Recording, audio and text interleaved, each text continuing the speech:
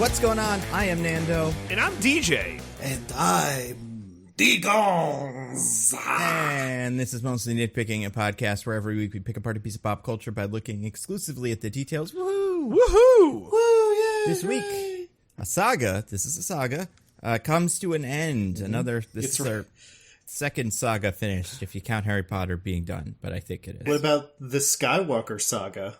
Oh, yeah, that's true. Well, I don't know if we did all those, right? Like, we probably didn't do, like, episode 1. Well, we did the end. Yeah. You said we did the end of the saga. That's true. But also, this one, we got the whole saga. That's true. What are the sagas? It's this, Fast and Furious, the one you said, Star Wars is. Hunger Games? I don't think they call themselves sagas. No, they're not a saga. That's just a trilogy. A trilogy can't be a saga. Well, aren't they having a prequel movie or something? Like, aren't they? They are, but I think they're not calling it like the Hunger Games saga. I think they're calling it like from the Book of Hunger Games or something like that. Oh, the Book of Boba Fett? No way. Just like the Book of Henry. And Spiral, the Book of Saw. That was not a saga, but it could have been. Books. Guys, books are coming back. Books are back, baby, in movies this time. They heard all of our complaints that books weren't like movies enough, so they're going to just make movies. Yeah, That's just like smart. that tech bro on Twitter who was like, one day the books will have video. And everyone was like, you mean a movie? Yeah, that's we got a saga here for you. I guess the Marvel movies are sagas. They call themselves that. They use that word sometimes, right? I think. I don't know if I've ever heard them use saga. I've heard them use They phase. use phase. I think they called it the Infinity Saga. I think that's what they decided the first Oh, three I think phases you're were. right. I think And we're currently in the multiverse saga. Yeah, that rings a bell. But yeah, I don't think there's that many other sagas out there, which, like, I mean, it doesn't add any prestige because, like, half of the ones we said aren't very good. But In fact, most of the ones we said are mostly not good. But if you wanted to do, like, you know, the Journey to the Center of the Earth saga, just to get in the conversation, might as well, you know, Journey guys, just change the title. Yeah, when are we going to get them shooting themselves out of a cannon to the moon? Exactly. Well, never, I guess. I don't know. With whatever the popular actor of the day is. Call your local The Rock and tell him that the people demand Journey 3. Yeah. I mean, I guess now he's probably freer than he expected to be, so maybe it will come back. I don't know.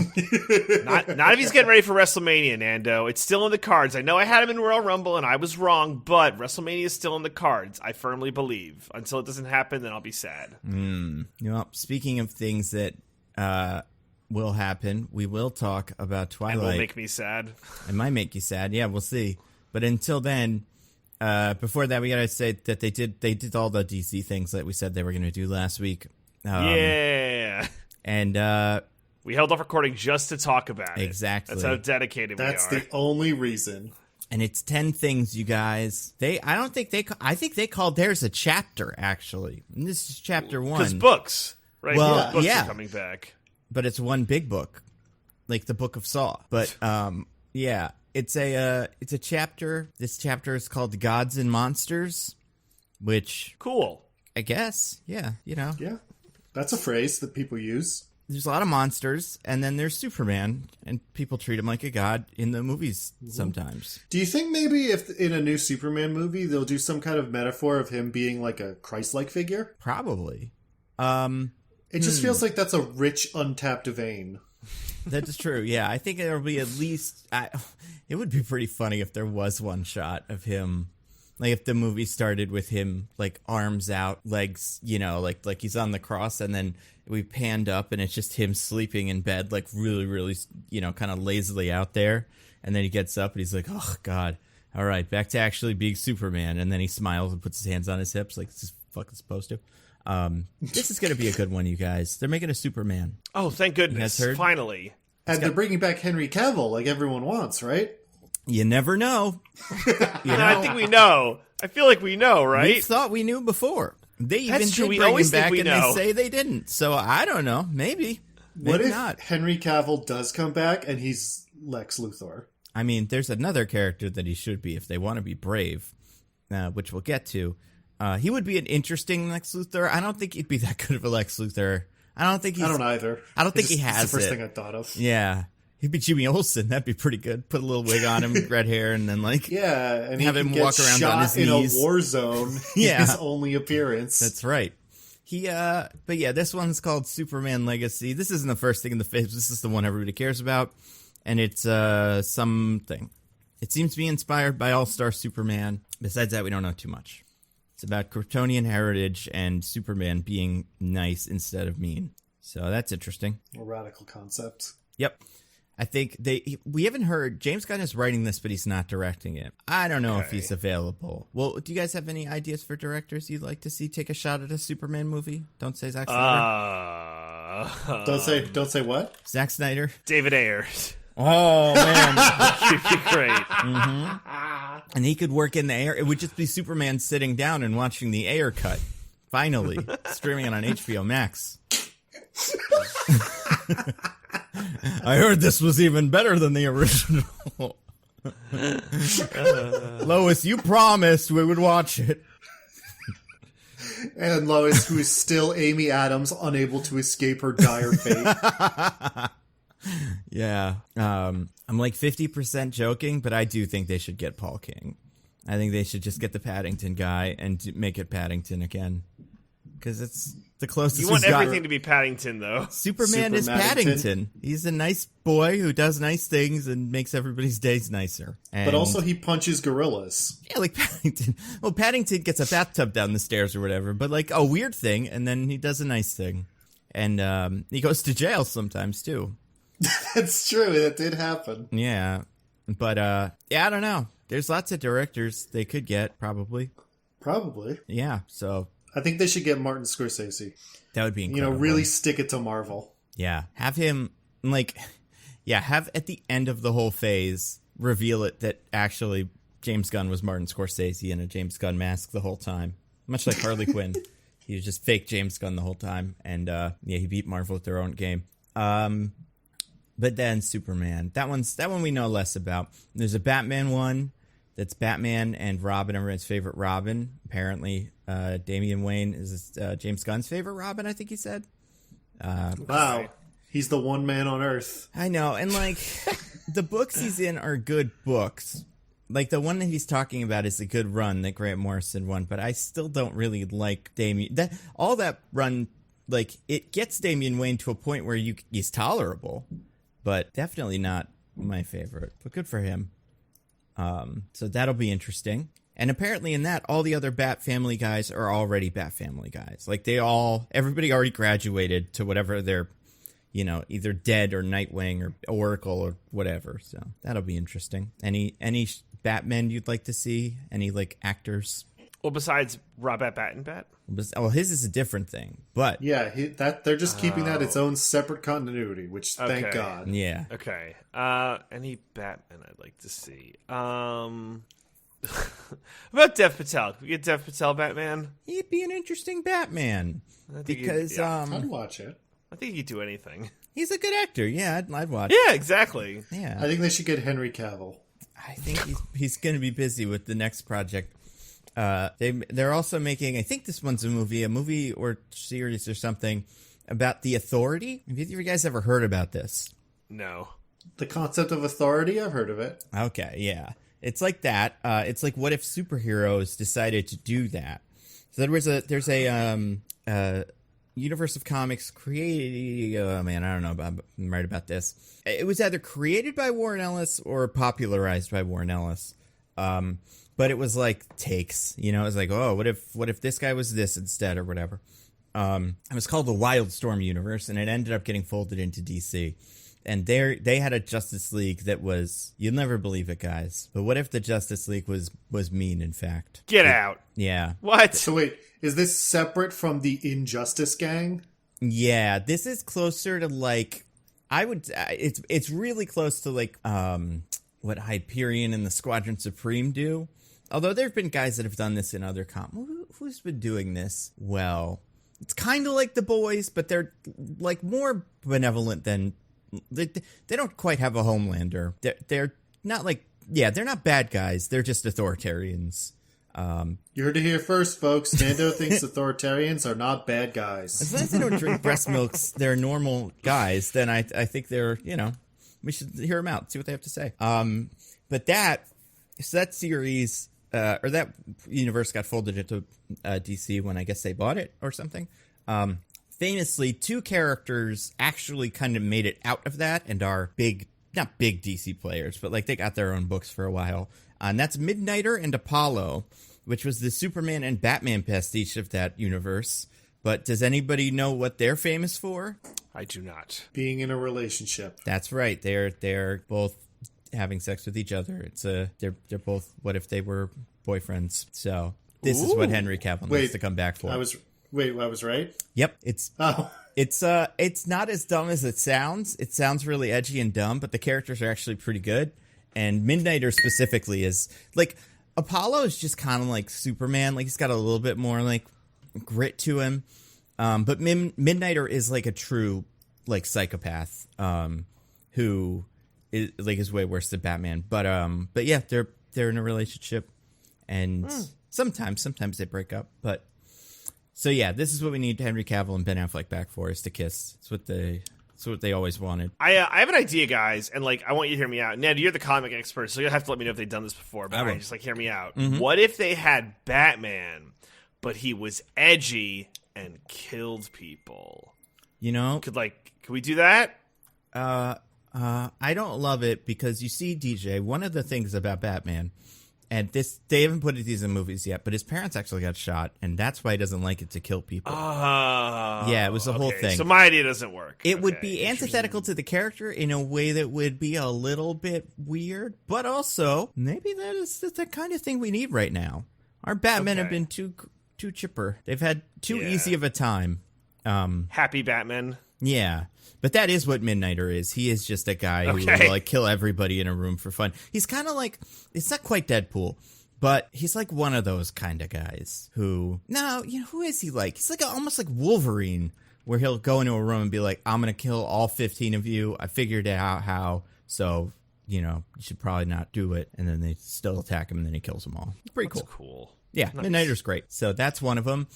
Swamp Thing, they're making a Swamp Thing movie, so that'll probably be good. We all love them. Depends what they do with it, but if they let it be weird and experimental, then yes. The rumors are that James Mangold is jockeying for a spot with this one, so that'd be interesting. He's good at this, at making movies. So there's that. He turned Old Man Logan into a pretty good movie, so exactly. And what else has he done? What did he do recently? Something people liked, right? Oh, no, he did Ford v. Ferrari. I feel like he did something else. Ford v. Ferrari is fine. It's a fine movie to watch with your dad. Yeah, exactly. Oh, he's going to be doing the Indiana Jones movie that comes out this year, so we will see. That will be the ultimate test of can he make a tree act? Can we'll see how awake Harrison Ford is. Yeah. I've heard Harrison Ford is very good in that new show he's in. But... The Yellowstone, whatever? No. 1920s? Shrinking. No. The one where what if a psychiatrist was mean? Oh, right. Or what if the psychiatrist said what was on his mind? He is in the Yellowstone show, right? I'm not crazy? It's the 1860 whatever one. Oh, God, there's so many of those Yellowstone shows. I know. Oh, wait. It's been bugging me. Warren Ellis is the one who did a bunch of sexual assaults, right? That's right. That's why, I never seek these books out. Like, I read The Midnighter and Apollos when they came to DC and were written by Steve Orlando, but I've never gone back and been like, I gotta get into this Warren Ellis stuff, especially some sort of edgy take on superheroes that probably all have interesting sex lives, besides the Midnighter and Apollo. But I'm just not excited to learn what the rest of them are up to. So yeah, but now we all have to learn what they are. So here we go. Swamp Thing by Alan Moore. That one's fun. What else? Oh, there's something called Creature Commando. I've never heard of this. It's like Monster Squad. A bunch of monsters are in the Suicide Squad. So they're doing Suicide Squad again. That's pretty good. So I have a question. Wait, is it literally the Suicide? Like, it's Amanda Waller and Task Force X, but they're all monster guys? Or is it a separate thing that is the Suicide Squad premise, also in the DC universe? It is, so it's both. Amanda Waller's in charge of it. It seems like a Frankenstein version of Rick Flag Sr. is in it, but all the rest of them are like kind of DC's universal monster characters, including Weasel is back. We love Weasel. He survived, and it's animated. I have a question to follow up with that. Yep. So Are they throwing everything away from before? This one's got Weasel, so that's what I don't understand. Like, what? Like, I know James Gunn's like, we are setting a new path for the DCEU, but it seems like he just announced a bunch more shit, and that's not like a reset or whatever. Well, he kind of said when he was describing the next things that were coming out, he was like, we're making a Shazam movie probably that's already in your movie theater. Oh, wait, now it's gone. Never mind. We're doing a Flash movie that's the best movie ever made, and at the end of that, who knows, maybe we can just justify all the movies counting that we like and all the movies not counting that we don't like, and then we're just going to kind of go from there. So I feel like that will be just how they explain it. Is like, there was a Suicide Squad, right? And then some of the characters would be like, I kind of remember that, and then they don't talk about it again. Just that's it. And if we want to bring, what's his name back, Big Shark, then we can. But we don't have to. But that's fun, I guess. It's I don't know. interesting. I'm not convinced that this is going to right the ship. I don't think like James Gunn is the silver bullet. It was like, yeah, he's going to figure this shit out for us. Oh, yeah, out of your mind. Well, I don't know if anybody can, but if anybody can, I think it's him. I think he is perhaps not the best writer. Not that he's not a good writer, but like it's not that I would like want to see him write all these movies. I do think he's the best producer for things like this, where he's just good at the producer parts of it, and that gives me hope. Maybe this will be in my 2024 predictions, but it'll be something like the DCEU is dead forever. It sucks. They're not good. Wow. And yeah. Only 2 years after it overtook the Marvel Universe. Yeah, things happen. All right, things change. It's called. I think it's called the DCU now. So the E is gone. So that's good because the E never made sense to me. Yeah. I don't know what they. It was also weird to say the DCEU, like DCEU, like it's clunky. Yeah, it really does like stumble off of your tongue, and yeah, it's not good. So we got the DCU and the MCU. Okay, I mean, I guess that's a good change. And the Spunk, the Spider-Man universe or Sony Pictures universe of Marvel characters. Can't forget that. And of the Dark Universe. I love that. Yeah. Well, I mean, really though, we're all going to be calling it the Morbius verse pretty soon. That's true. Morbin. Yeah. This movie or this thing is a show and it's animated, and honestly, it'll probably be pretty good. I feel like it'll be, I don't know. It feels like if you like the Suicide Squad, it'll be that, but animated. So that's fine with me. We're also getting an Amanda Waller show, which is supposed to be Peacemaker season 1.5, pretty much. We've had nothing but luck with those when we've done them in Boba Fett. So I can't wait to see what this one is. They're just copying Disney at this point. I can't wait to see like Peacemaker start season 2 with like a whole army of butterflies that he got during the Amanda Waller show. Just never explain it. Oh, can we stop making television like this, please? No, it's not okay. It's not okay. This is what TV is now. Yep. I say that. I don't know. This one will probably be. It could be good. I don't. This is the one I probably have the least like hype about, but whatever. Only because Amanda Waller's one of those characters like Han Solo, where the less I know about her, the better. But right, yeah. And then Boba Fett. So look what happened. We got that. We got a Green Lantern show coming where they're cops on Earth or something. So thank goodness, that's what I wanted. Something. Yep. It's gonna have multiple lanterns. Better have Guy Gardner. They probably will. They said better get punched in the face by Batman. Exactly. Like. It depends for me on what they do to Guy Gardner. If they try to play him really sincere, or he's just like a real tool that shows up for like an episode and then ends getting his ass beat. Either way, it could work. But yeah, that one might be good. Who knows? There's a Wonder Woman show, but doesn't have Wonder Woman. It's called Amazon Paradise Lost. That's what it's called. And it takes place on Paradise Island before Wonder Woman. So like. Yeah, all the other ones, I guess. It's very unclear how connected this is to Gal Gadot and any of those characters. It's described as Game of Thrones-esque. I think that Prime Video should make a show to fuck with them. Amazon's like Paradise Lost, and it's like a reality show about like whatever. It's just Love Island, but just it's a reality show. Which one of you can betray and overthrow God first? Yeah, I was gonna say, just film the book. Somebody's got to have the rights to it. Amazon buy it and then make one that nobody really. I don't know. They're good at some of these. Sometimes people don't like them. What else? Booster Gold, right? That's exciting. Yeah, I'm saving those two for last. I don't know if there's any other ones I forgot. I think that's most of them. Swamp Thing. I had the list at one point. Polygon. I had did the list. too, and I think that's all of them. So then there's two other ones. Booster Gold, some sort of Booster Gold show. We don't know too much about it. They didn't really. This was one of the ones I feel like they said the least about, besides just James Gunn was like, we're gonna make a Booster Gold thing. These Booster Gold's in it, which almost seems like, stop tweeting me the words Booster Gold, you nerds. Well, finally we'll do it. Not that I don't think it'll be great, but that is one of them.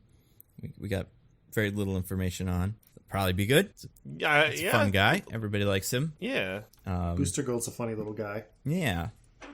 Then the only other thing that I can remember is the Supergirl movie that is based on the comic from last year called Woman of Tomorrow. That was like the best comic of last year. And if they just make the comic, it'll be the best. It's just True Grit in space with Supergirl and some little kid. So that's like the one I think I'm most excited for. Wait, is Supergirl the girl, or is she Jeff Bridges? She's Jeff Bridges. Okay. Yeah.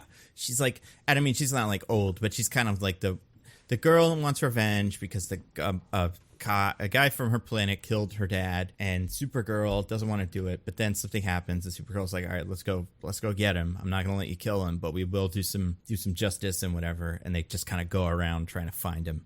It's a great book. Like, it really is one of the best books of the last couple of years. So that's pretty cool. And that's pretty much it, I think, right? I'm looking at a list now. No, the list ends. Did you see that James Gunn says that he wants all digital media, including video games, to be part of the DCU, so it's all connected? I think that's interesting. Sounds like a terrible idea. Seems hard to do. That's what. So apparently, someone asked the Marvel Midnight Suns for Access director about this, and he's like, that would have been impossible if we had to make this also part of the MCU. So seems like a terrible idea. So maybe James Gunn is an idiot, and I'm correct in that this will be a failure.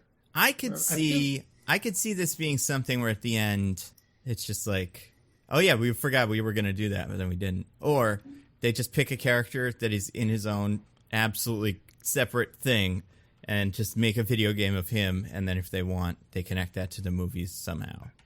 But I mean, it's not like they're cranking out video games, right? We're supposed to get that Suicide Squad game eventually, never, right? That's supposed to happen. Yeah, I want to say that's this year, I hope. It looked fun. I wanted to play it.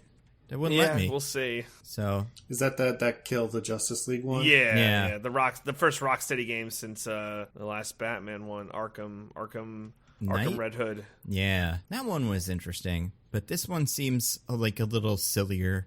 And also one of those games you play with people.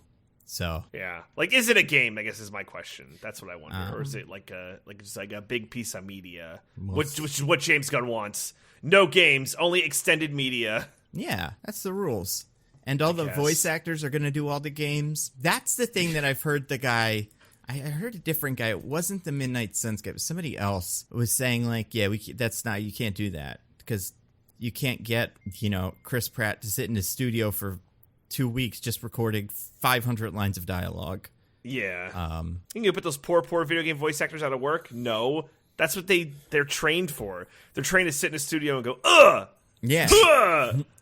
Yeah! I mean, listen. The robots, the AI could do it, right? They'll just have the AI Chris Pratt do it. The Nothing Forever ones are killing it right now. It sounds just like Seinfeld. Exactly, yeah. But those guys, it turns out, are really sincere AI weirdos who are like, this is the future of entertainment, which takes all the fun out of it. Oh, what? Nah, boo. I mean, maybe it's cool. I have no idea. Have you watched it? No, I kept starting to and then getting distracted by Marvel Snap. It's weird. It is a waking nightmare to watch. So there's that. That's kind of cool, actually. I kind of want to watch it now. It is kind of cool, and I liked it before I found out that the people were sincere about it. That they legit are like, yeah, this is the future of entertainment, not like a fun, ironic, look at a dumb thing we did. Yeah. Ah, boo. So do you think they can maybe make that part of the DCU? The Seinfeld? That would be interesting. He likes Superman. I'm sure, they did that commercial that one time. I'm sure there are people tracking the lore. Yeah. I think there's actually probably not more to it but I think you could easily fold Seinfeld into the DC universe. Yeah, based on New York. some Superman connections. Batman. Yeah, exactly. Like, wasn't there one? There was even an episode where Elaine was dating a man that turned out to be homeless, but like he was always really well, I don't know if he actually was homeless, but that was her theory, and Jerry's theory was that he was the Green Lantern. Do you remember that? Oh gosh, maybe. No. It's a Seinfeld episode. Well, that's the problem right there. I've never watched Seinfeld. Yeah, really? So well, I mean, you would hate it, so that makes sense. it's the best. And yeah, it's not. I mean, listen, that episode is fun. The guy doesn't end up being Green Lantern, but he could be in the future. They could retcon it. They could retcon that episode of Seinfeld. Nando is like, I love Seinfeld and the actions and words of every cast member of Seinfeld. Yep, and they've never done anything wrong. Yep. They haven't done any racism. They haven't married any 17-year-olds, and whatever the other ones that are bad have done. It's just Julia Louis-Dreyfus left, and Jay Peterman. And George, I guess. I was going to say, I don't think Jason Alexander's done anything, has he? Yeah, I kind of forgot about him.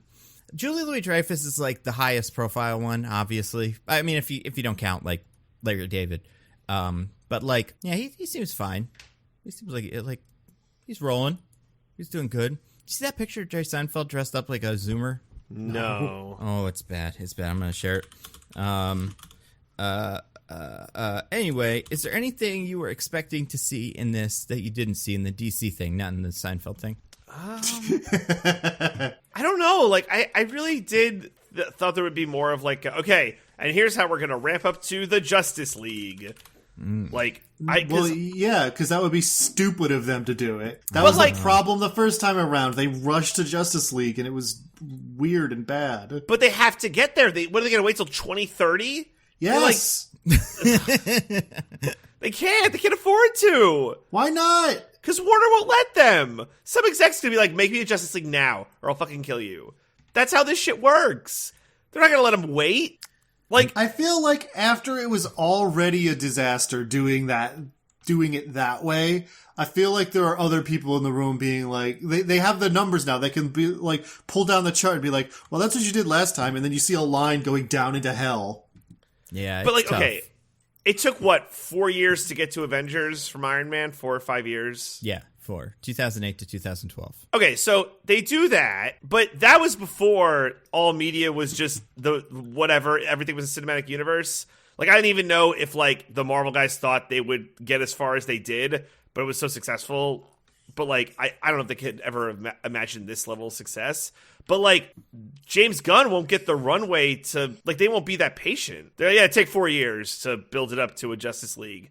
I just don't see how it's not another just like Warner being like, yeah, we need our IPs now. Like, every minute we don't have like the ability to sell the Justice League toys as a set, we're just like losing money.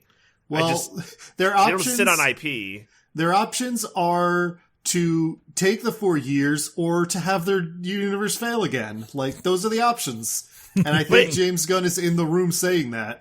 It's not even 4 years from now. It's 4 years from 2025, right? So That's we're talking true. 6 years. I don't see it. I just don't see it. Like, there's going to be just like a stockholders meeting where it's going to be like, actually, yeah, we need to, put this in what do they even have parks? Six Flags, I guess. It's like, we need a new, like, Six Flags Interactive Justice League thing. Make a fucking movie.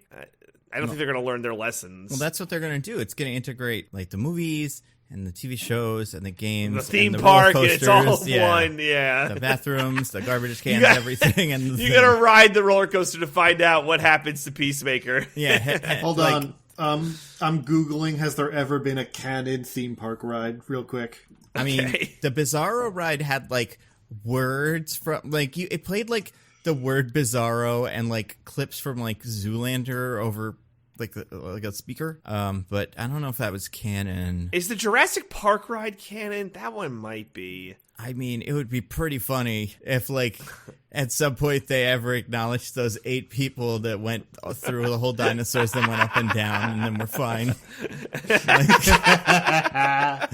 While the Jurassic Park was happening, more Jurassic Park was happening somewhere else. We didn't really get into it. I hear that one of the Jurassic Park rides in like China is sick as hell, even cooler than this one. Yeah. Well, I mean, the Star Wars shit is all canon. Yes, actually, yeah, it is canon. I just got to that answer as you said that. like on this. I am better than Google. On this Google search. Well, Google kept thinking I meant is canon like a cannon. Oh. Like, here's this rocket, here's this roller coaster that's like being shot out of a cannon. I'm like, no, that's not what I mean. Yeah, I don't that know. is a good. I want to know the answer to that question, though. Actually, now that I think about it. Well, let me get back and go back to that Google search then.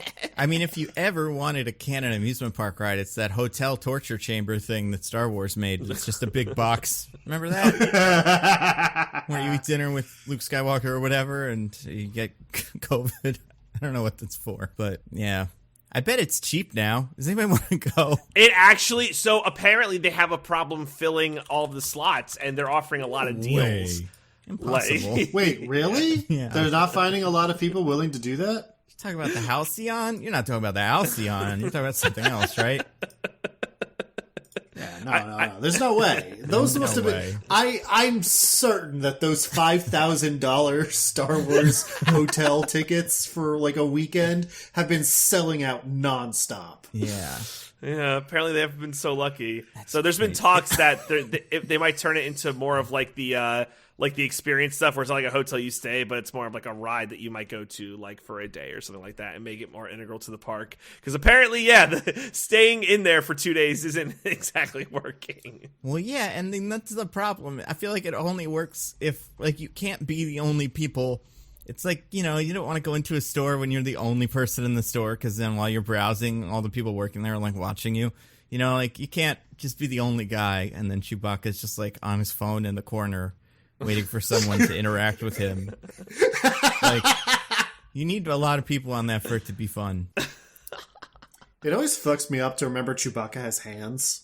Yeah, he does have hands. He's got hands, he's got feet, he's got bandolier.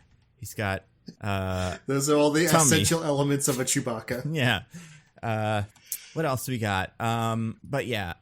I want to say, I don't know if the Super Mario world has any of that, but I wouldn't be shocked if they had some sort of, like, canon-ish ride. I mean, like, is Mario Kart canon? What's canon in Mario? Yeah. Like, there's barely a story, so it's like, everything is canon and nothing is canon. Maybe we'll see when the movie comes out. Maybe we'll really fucking learn. Maybe we will. I mean, they do Mario Kart in the movie, so... Did you see the thing with the Mario Kart ride at Universal? I mean, I saw that it exists. It's like a VR ride or something. Or not VR. It's got like... It's like both. You You wear, wear like, a headset glasses? and it Yeah. moves. But apparently, like, the size of the carts, because they took, like, basically the exact specs from the Japan ride and imported them here. Oh, no. That doesn't work. It doesn't exactly fit. Maybe you're above average American. You get what I'm saying? So, just some Those people can't fools. ride it. Yeah. Oh, yeah, Not apparently- the same shape. It says I'm guests whose probably one of them. waistline... Guests whose waistline is at least 40 inches or greater may not be able to be accommodated on the ride, according to this article.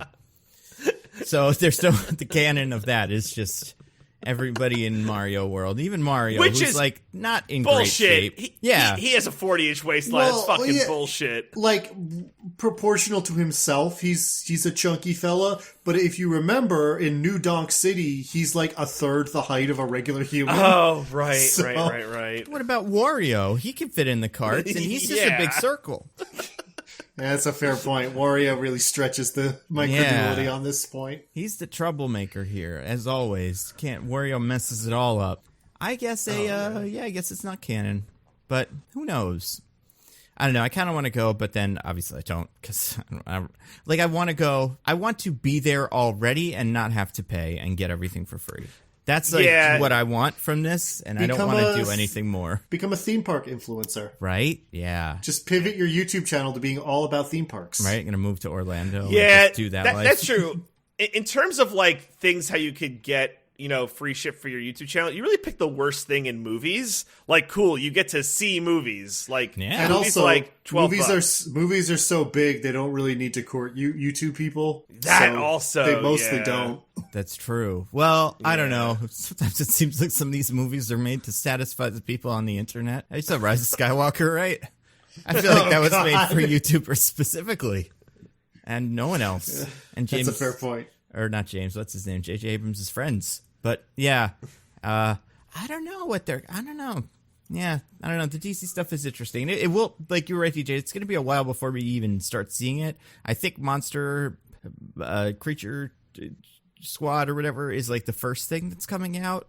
And that doesn't have a date yet, so probably not for at least a year. And then, yeah, Superman and Batman, The Batman 2 are both 2025. I can promise they will lose their patience. I can promise it.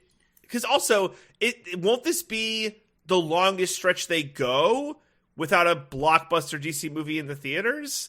Well, they're going to have like 4 this year, though. Okay, but then nothing in 24?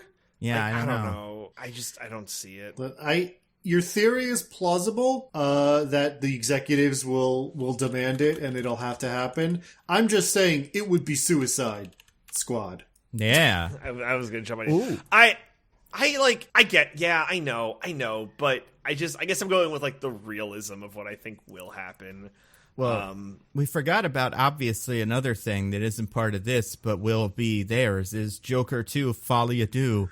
That is a 2024 project, so, and it will probably make way more money than all the rest of these, so. That's fucking true. That's that's how they're going to get this, like, bridge this gap. We're going from Aquaman, we're going to wait a whole year, and then Joker 2. I feel like Joker 2 is either going to be the best movie ever made or the worst one, and there's no in between at all. Absolutely.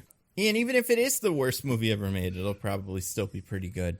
Because, it'll be interesting to watch. Yeah, I'll have a good time with it, I think. It's like half a musical, right, or something? So that's always something fun. like that. And Lady Gaga will be Harley Quinn. That's right. So yeah, I'm excited. Well, not really, but we'll see. I would say the thing with Warner Brothers that I'm more curious about, because I get what you're saying, DJ. I'm more curious about like the money, because these are expensive and they don't seem to have a lot of it, or like that's not the kind of thing that a studio, they don't write off whole movies for taxes if they're rolling in dough. So I'm curious, like, if this Superman movie doesn't make $1 billion, that I feel like that's going to start having a cascading effect on like how many scenes Swamp Thing is in versus like, or like which, how long the Batman movie is. It's like 20 minutes. So hopefully they don't mess that Superman one up. I mean, I'm sure they will, but we'll see. We will see. Speaking of things people see, in the movie you've got people that can see things. Very, very, very, like, far away. And then you see it by a cameraman runs, and then they have it go to whatever he's looking at, and then they speed that up and put little lines so it looks like it's going fast. It's incredible that the super speed tech has gotten worse with every movie. It really has. They're putting less and less money into it, so, I mean, they did a lot in this one, so, to be fair to them, I could tell where the money went to more, but... Yeah, we had to talk about The Twilight Saga: Breaking Dawn - Part 2. You guys. Yep, that is the full title of this movie, which has how it's going to be a good one. Exactly. So, yeah, we got a real big one this week. It's the final Twilight Saga movie, and I have the IMDb summary for it. Now, oh, you do? Yeah, so the way these work is actually really weird. Basically, what happens is, this is the one where everybody goes home to their house. Well, not everybody. The person that's job it is to transcribe the summary, and then they just look through random things in their house and find little notes that the IMDb monster that can see the future has written to them, and that is what the movie will be. Now, the IMDb monster hasn't seen the movie, so sometimes it's wrong, but they have to interpret the notes. They can't tell anybody about them until the movie is out, and then they put them on IMDb, which is why sometimes it isn't quite what you'd expected. But, that's how it happens. It's actually from the future. And Diggins and I have to guess these. Yeah, obviously. Mm-hmm. You have to guess them, and I'll tell you what. This one isn't too bad. There's more than a couple of specifics that I think will make it pretty easy for me to judge. Okay. So... it's not like insanely long, but there are enough. It's not like super vague. So, Okay. I would say take that as like a hint. I think DJ lost last week. So would you like to go first or second? I think that being said, I think I want Diggins to go first. Oakley dokley. Okay, I'm going to go with after the birth of their child, Renesmee puts the entire Cullen clan at risk. Edward and Bella must gather their allies to stand against the sinister Volturi. Okay. DJ, what about you? What do you got? Okay. Edward, Bella, and Jacob must gather the forces of werewolves and vampires to team up against the Volturi after fears grow of Edward and Bella's child Renesmee being a newborn, a threat to the vampire order. For two things on that before Nando renders his verdict. One, Jacob is my favorite thing to put on a hot dog. Two,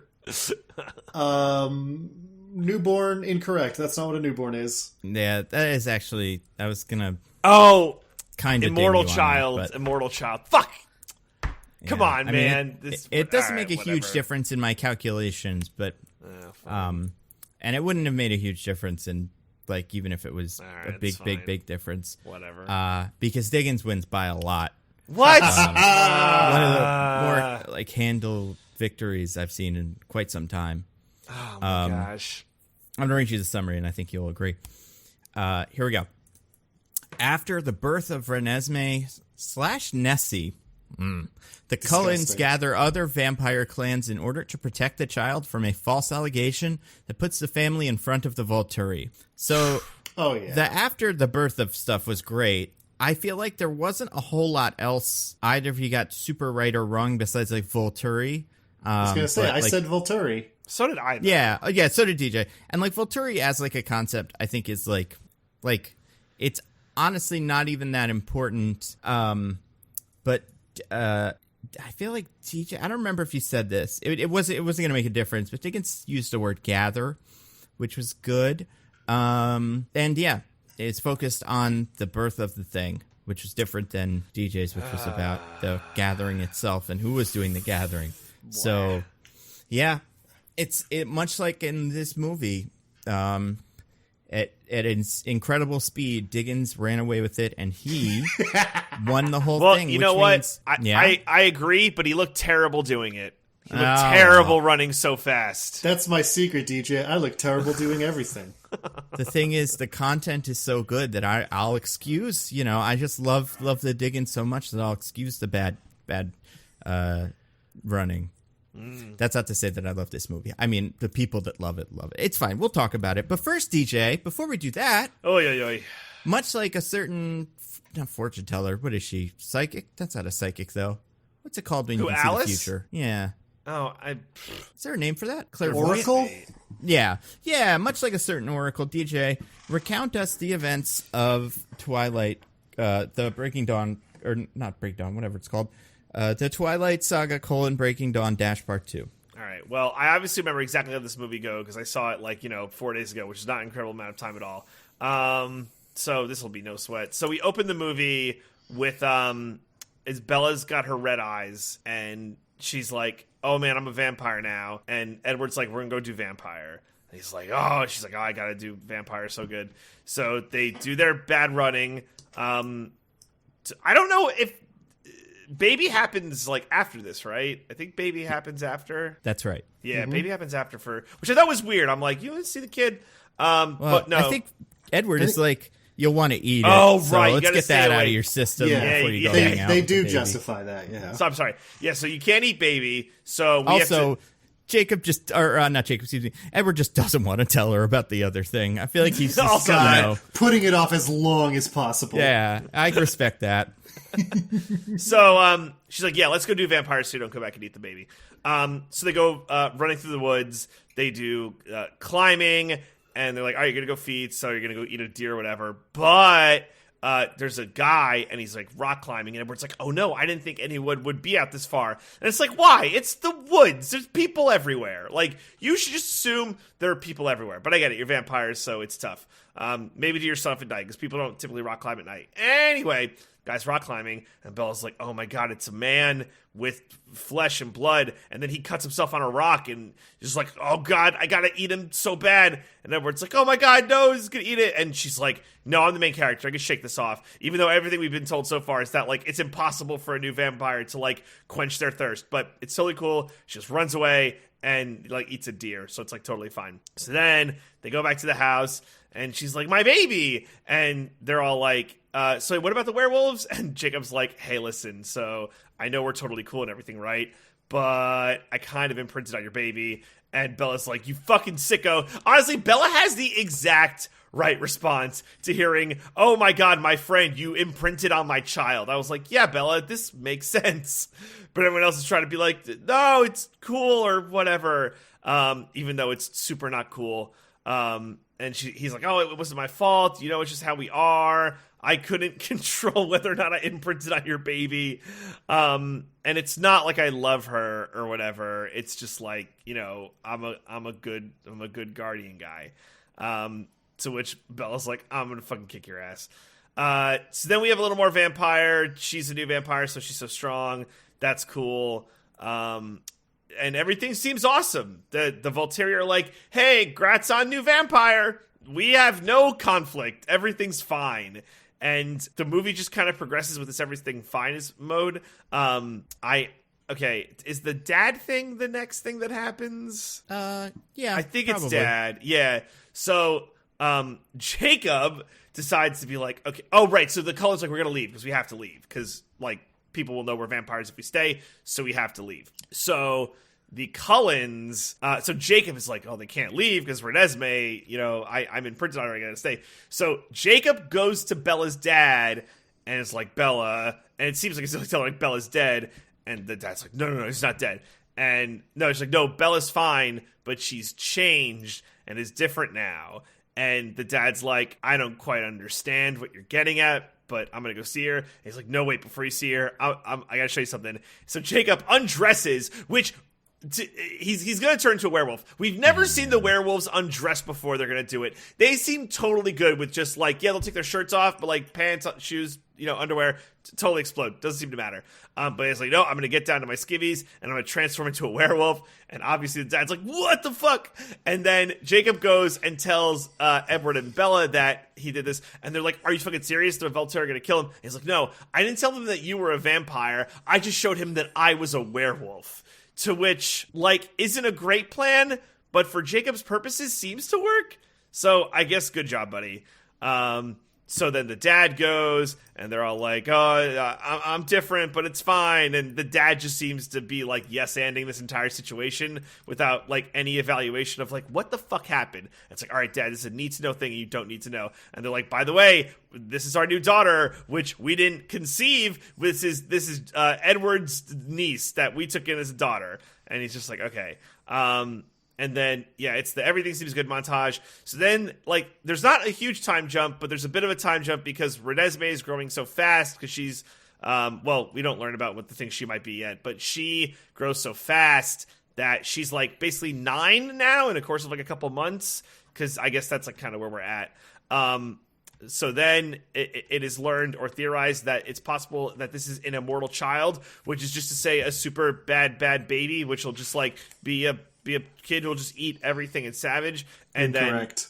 Then what? Okay, fine. Correct me on what an immortal child is, even though it doesn't matter. It's a vampire baby. You're right about what an immortal child is. It is not theorized that she is one. They know the entire time that she is not one. She is mistaken for one. Okay, I'm sorry. So I guess the Volturi theorize it or mistake that she's an immortal child. So okay, but the Volturi's like, oh no, an immortal child, we gotta go kill it. So the Cullens learn about this, and now we get X-Men. So Carlisle is like, I have friends we can call on. So he goes to all the vampires across all the world, and they all have X-Men powers. We got Remy Malek has he's the Avatar one where he has the control of all the elements. We have some ones that are from South America, I think it is, who are like the illusion ones. I guess the Jean Grey. But yeah, it's just X-Men now. All the vampire X-Men, they have X-Men powers. There's an electricity one. So that is now what this movie is, and they're like, we're not going to fight. We're just going to call witness to the fact that this is not an immoral child, and you don't have to kill us. And all the werewolves are like, we'll help too, I guess, because imprinting or whatever. And at some point they're like, well, we might have to fight. And they're like, okay, we'll fight. Meanwhile, Alice and Jasper went away to find out stuff, which will become apparent later, because fucking Alice is just the cheat code because she can see the future. It's good. Also, the Volturi want her because they don't have a vampire that's like her. You're not good enough, Dakota Fanning. You're not fucking good enough for the Volturi. So then they're all together, and the Volturi are like, we're gonna kick your ass, and the Cullens are like, no, you're not. So then shit gets crazy, where there's a big fight scene, and it's insane. The werewolves are killing vampires are killing werewolves. Carl gets legit straight up decapitated. Jasper's dead. It's huge. It's insane. One of the cool werewolves falls down a pit after Rami Malek opens up a pit, and it's insane. You're watching this movie, you're like, oh my god, this is the greatest movie I've ever seen. Actually, Twilight's good, and it's amazing, and I love these movies now. And the head Volturi guy gets his head chopped off and set on fire, and he dies. And as it turns out, it was a vision that Alice had showed to the head Volturi. It didn't all happen. None of that happened. So the head Volturi is like, you know what? Let's leave him alone. It's totally fine. We don't have to worry. I don't think that's an immoral child anyway. So you know what? No harm, no foul. And to further substantiate this, the thing that Alice and Jasper were doing, where they found an immortal child, and or not actual immoral child, I guess a half human, half vampire hybrid. And they're like, oh, it's me. I can eat both blood and human food. And I stopped growing when I became 17. I don't know. And I'm totally good. So don't kill that kid. And then everyone's like, you know what? We're fine. We're cool. That's basically the movie. Oh, also, at one point we find out that Bella is a shield. That's her X-Men power, which means that she could shield people and or others, except that's inconsistent with the rest of the movies, but we could talk about that when we get there. Oh, did I hit it all? Did I get it all? Did I get everything? Yeah, I feel like, sure. I feel like there were some vampires that you didn't touch on, but that's fine. We'll get to them during the thing. They're X-Men. They're just all X-Men. Yeah, there's a lot to get to. That should be enough for those who haven't seen it to get the broad strokes of what more or less happened during the course of events. It's a lot of bullshit, and it's really dumb, and it's very unsatisfying. So that means Diggins, even though DJ tried to cheat there by putting his thoughts in. Diggins, would you like to tell us what you thought of the Twilight Saga: Breaking Dawn - Part 2? I would love to do that, Nando. So I think I said something in the last podcast about how this movie was going to be a miserable experience unless it finally reached the point where it got so dumb that it became entertaining. And mostly the movie doesn't get there. Mostly it is still more boring stuff that doesn't matter, but is stretched out for 2 hours because money. But then the end of the movie happens, and we'll get to it, but it's unbelievable. I was laughing. I was crying from laughing. I was having a great time. So, as far as the quality of storycraft, this might be the worst one, but as far as how much I enjoyed it, this might be the best one. Because it's so bad. 10 out of 10 on the Diggins scale is what I'm hearing. Wow. It's the first one of these that I think I would fully classify as a good bad movie.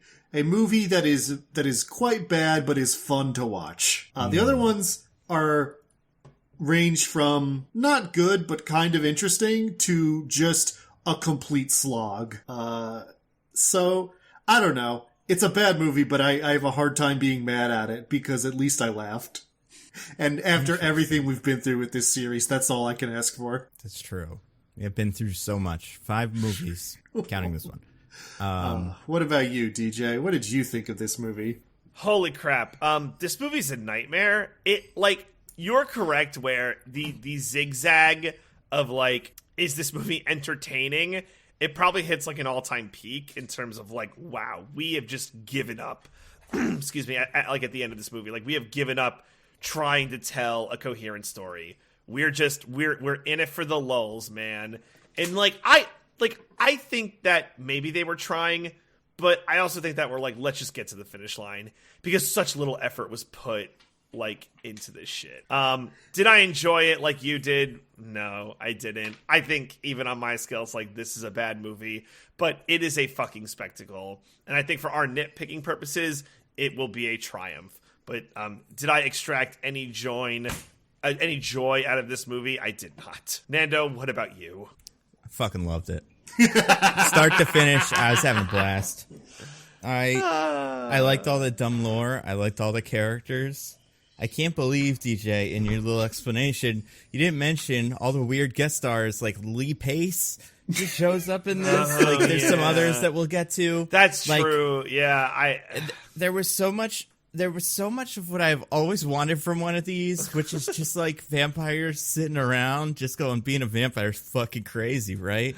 And then they go, yeah, it is crazy. Remember that time we were at Little Bighorn? Remember that time Transylvania was the thing? That was pretty wild, and that was great.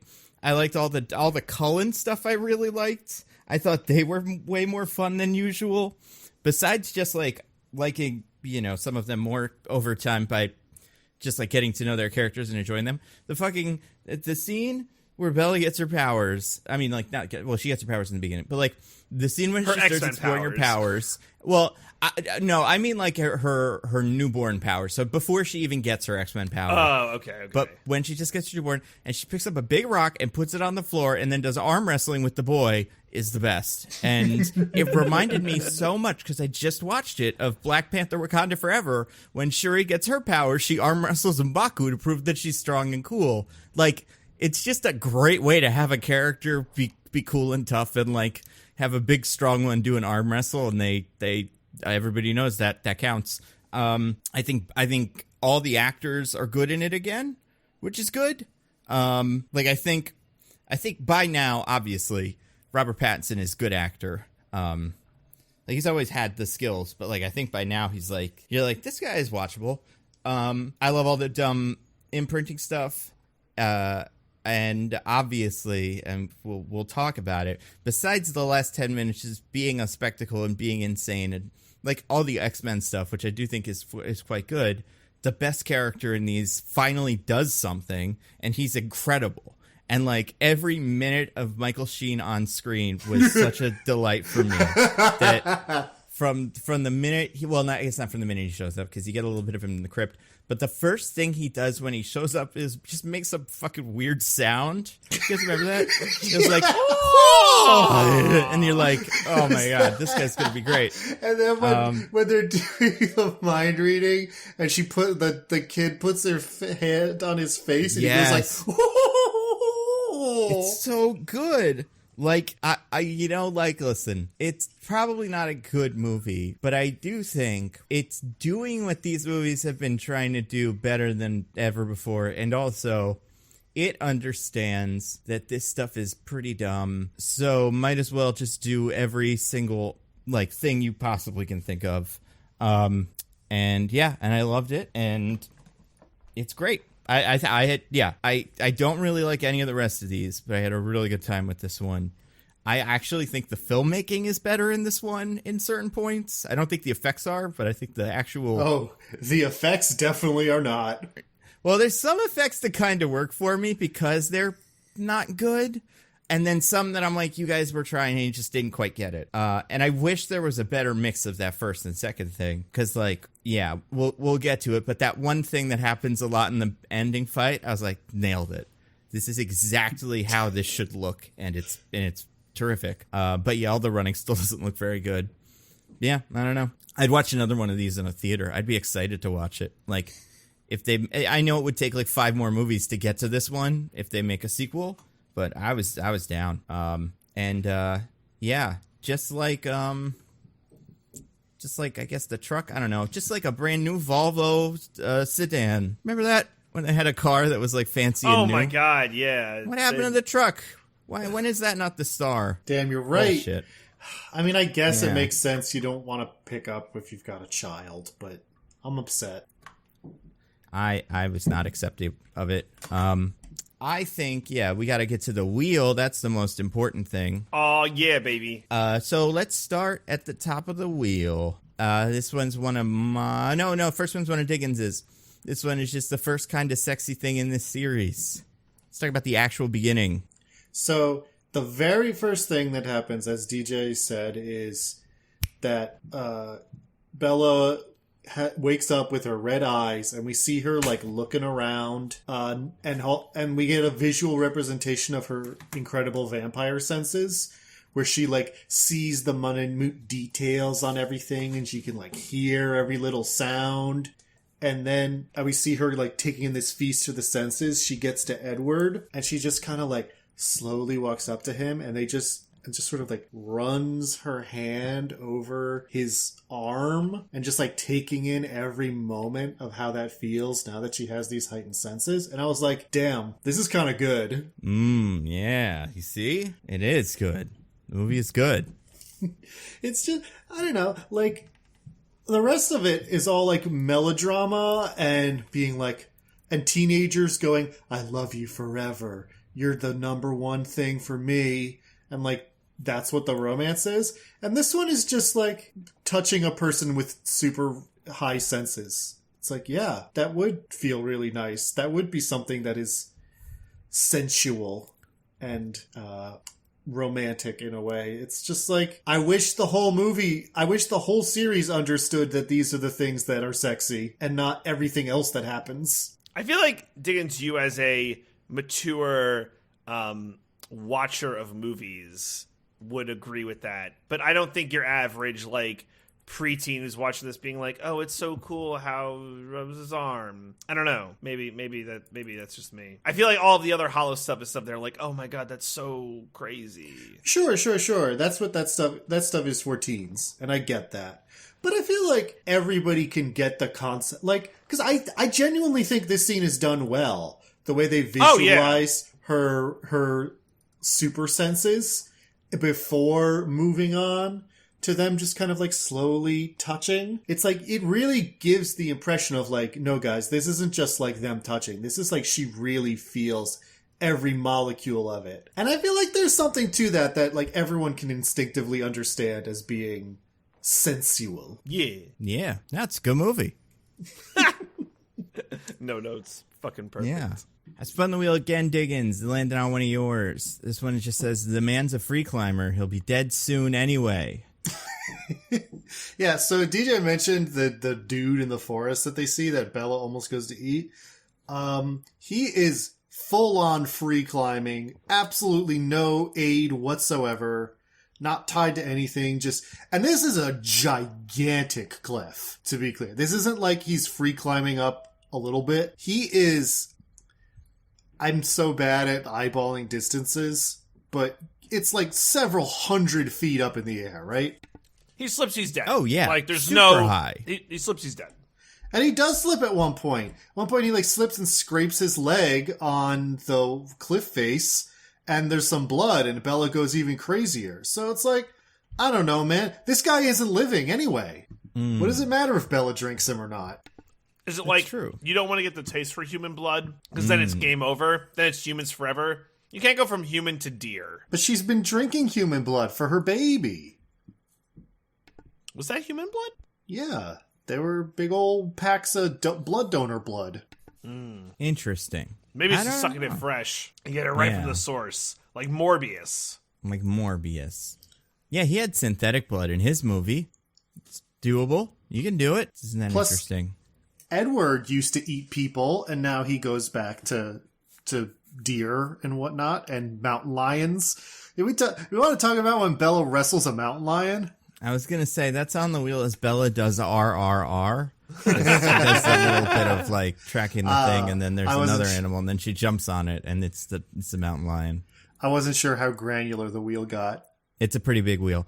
But yeah, and then she takes it and says, I will need you for later, and puts it in a box. How good would that be if, like, they thought it was vampires they were going to fight, but then there's just an army of, like, woodland creatures was what they got to kill the Volturi. I think most movies would be improved by becoming RRR. Yeah, it's pretty good that she does that. This is really, I think, this scene is where the CGI budget is stretched as thin for some reason, even though there's way more stuff that'll happen later, but just all the running in this does no good. Oh, it's all the running in this entire movie is extremely bad. Yeah, not good.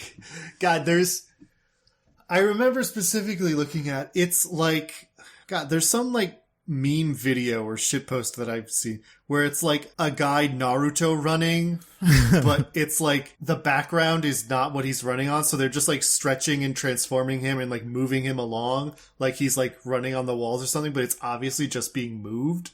That's what Kristen Stewart looks like in this. It's so obviously a fake background that she's just like jogging at a mild pace in front of. It looks so bad. That's the other thing. Like, vampires wouldn't run like this, right? Be more feral, like all fours probably, stuff like that. Like Megan, probably run like how Megan runs. Especially because she's running because she smells a human man's blood and wants to go eat him. That's a good point. It is weird. It's like a track. It's like track running, right? It's like, all right, arms tucked, good posture, and go. It's a jog. She's jogging. Yeah. But they put speed lines on the background so you know it's fast. Just because she wasn't running that hard. Imagine if she could really run. Over. She would have got to that human man. Also, this human man noticed nothing about what was happening. Not that far below him. But then again, he was, as I said, basically committing suicide by free climbing several hundred feet in the air. So, well, and being bad at it, right? You know, I think that was the big problem. Yeah, he couldn't do that.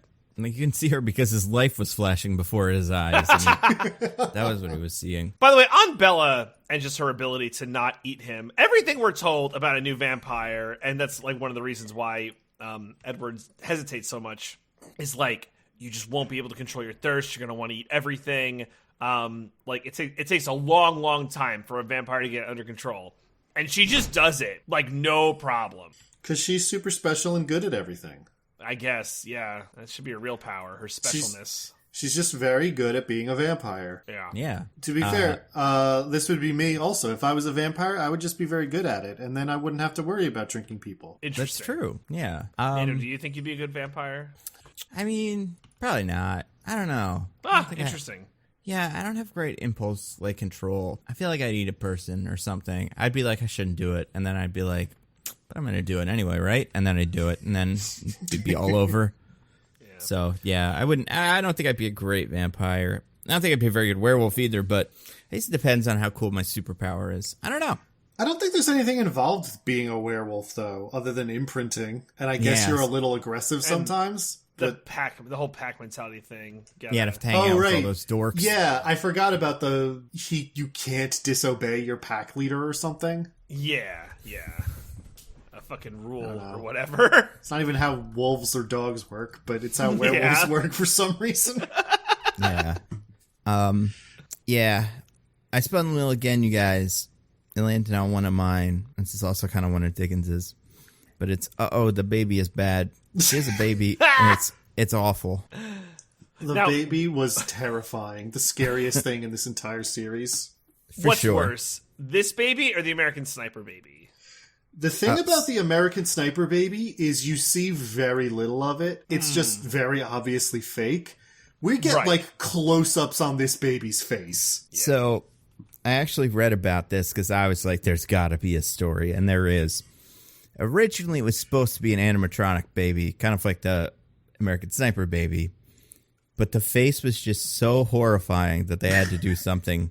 They called it Chuck Esme because it was a mix of Chucky and Renesmee. And nobody wanted to act with it. So they just CGI'd a face later. Wait, so this is the better version? Apparently, yeah. I don't know if there's like behind the scenes so we can see what the original one was, but this article didn't have any pictures.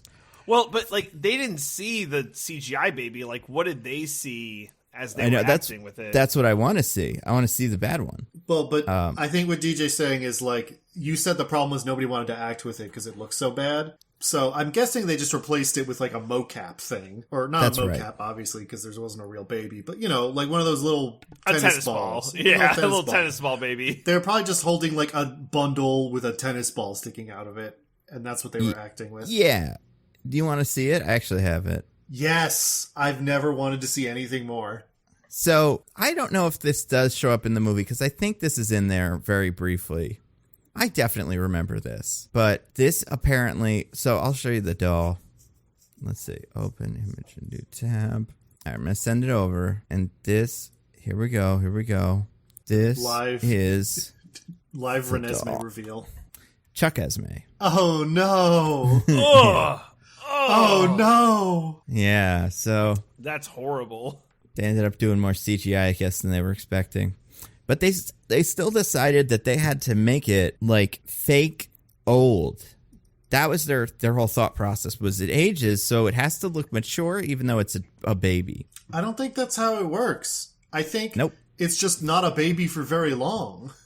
But that's what they said, and they were, yep, that's what we got.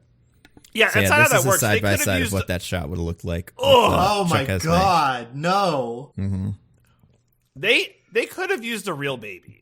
Like, Diggins is absolutely right. It's a baby briefly, then it's a toddler, whatever. Like, but while it's a baby, it's a regular baby. So just use a baby. I mean, looks more like what they ended up going with the CGI. Like, the CGI baby looks bad, but it looks like a bad baby. This other thing looks like a monster. Yeah. I mean, like, Nathan Fielder was able to do this on his show of, like, change out the baby every 5 minutes so it's an older baby and then it's a kid and stuff. I don't see why they can't pull it off. It's probably even in the same area. I think it was also in, like, Washington and that, like, Northwest. But, yeah, that was weird. It was a weird baby. I've heard before that the baby in this movie looks really bad. Mm-hmm. And to be honest, like, I got to it in this movie and I was like, that is a really bad looking baby. And I don't like looking at it. But I don't know. It could have been worse. But looking at this thing now. Oh, yeah. I spun the wheel again, you guys. Landed on one of Diggins' Bella's entirely reasonable reaction. What happens next? So Jacob is like being really protective about Renesmee, even with Bella, who's the mama. And Bella's like, what's going on? Why do you care so much about this baby? And so he's got to tell her about what happened. And Bella flips her shit. She like bodily throws him out of the house. Yeah. And is like screaming at him. And I'm like, yeah, this is all completely fair. This is the right reaction to have about your friend telling you that he's going to marry your baby. Well, it's weird. Yeah, very much Team Bella here. Very, very Team Bella. See, I'm not Team Bella, but also I understand her reaction makes sense. But he's just like, I like that he's like, listen, I know it's stupid, but this just is what it is, man. I don't know. I don't make the rules. I just got to do it. And I appreciate that, as opposed to like, listen, Bella, it's actually really cool. And once I explain it to you, you'll get on board. He knows this isn't going to work. She has my favorite line in the movie in this scene, by the way. Do you guys remember it? I can't remember specifically what she says. Both times, last week and this week, the best line in the movie is somebody describing imprinting. She calls it some moronic wolfy claim. And that's she does say that. Description of imprinting. Very different from their most absolute law. Exactly. I mean, now, it is both.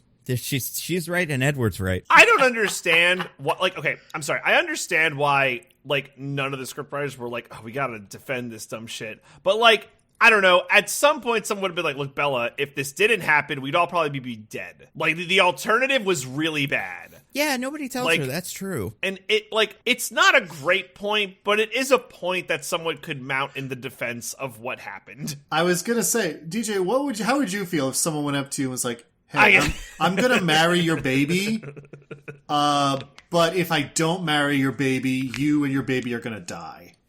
Yeah. Real knock at the cabin door situation. Is that very good. Exactly. Is that what I'm left with? I guess my question about imprinting, he imprints on her. It's a wolf thing, right? Yes. Yeah. So is it a one-way street or a two-way street?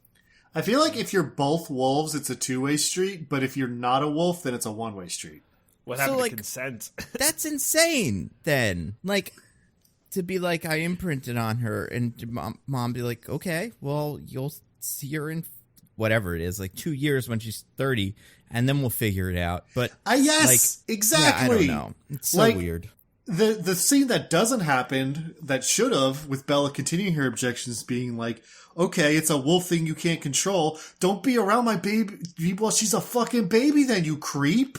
Yeah, right. You can't be involved in raising her if this is what's gonna happen. Yeah, it's real weird. The movie doesn't really spend too much time on it, honestly. It really gets off this track and goes to the other couple of tracks it has.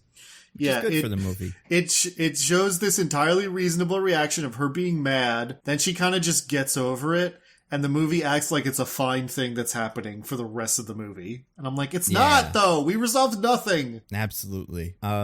Speaking of that, Diggins, another one of yours on the wheel, Marathon Vampire Bone Sesh. Right after this, they go, you know what? We don't even need the baby anymore. Let's go check out that house.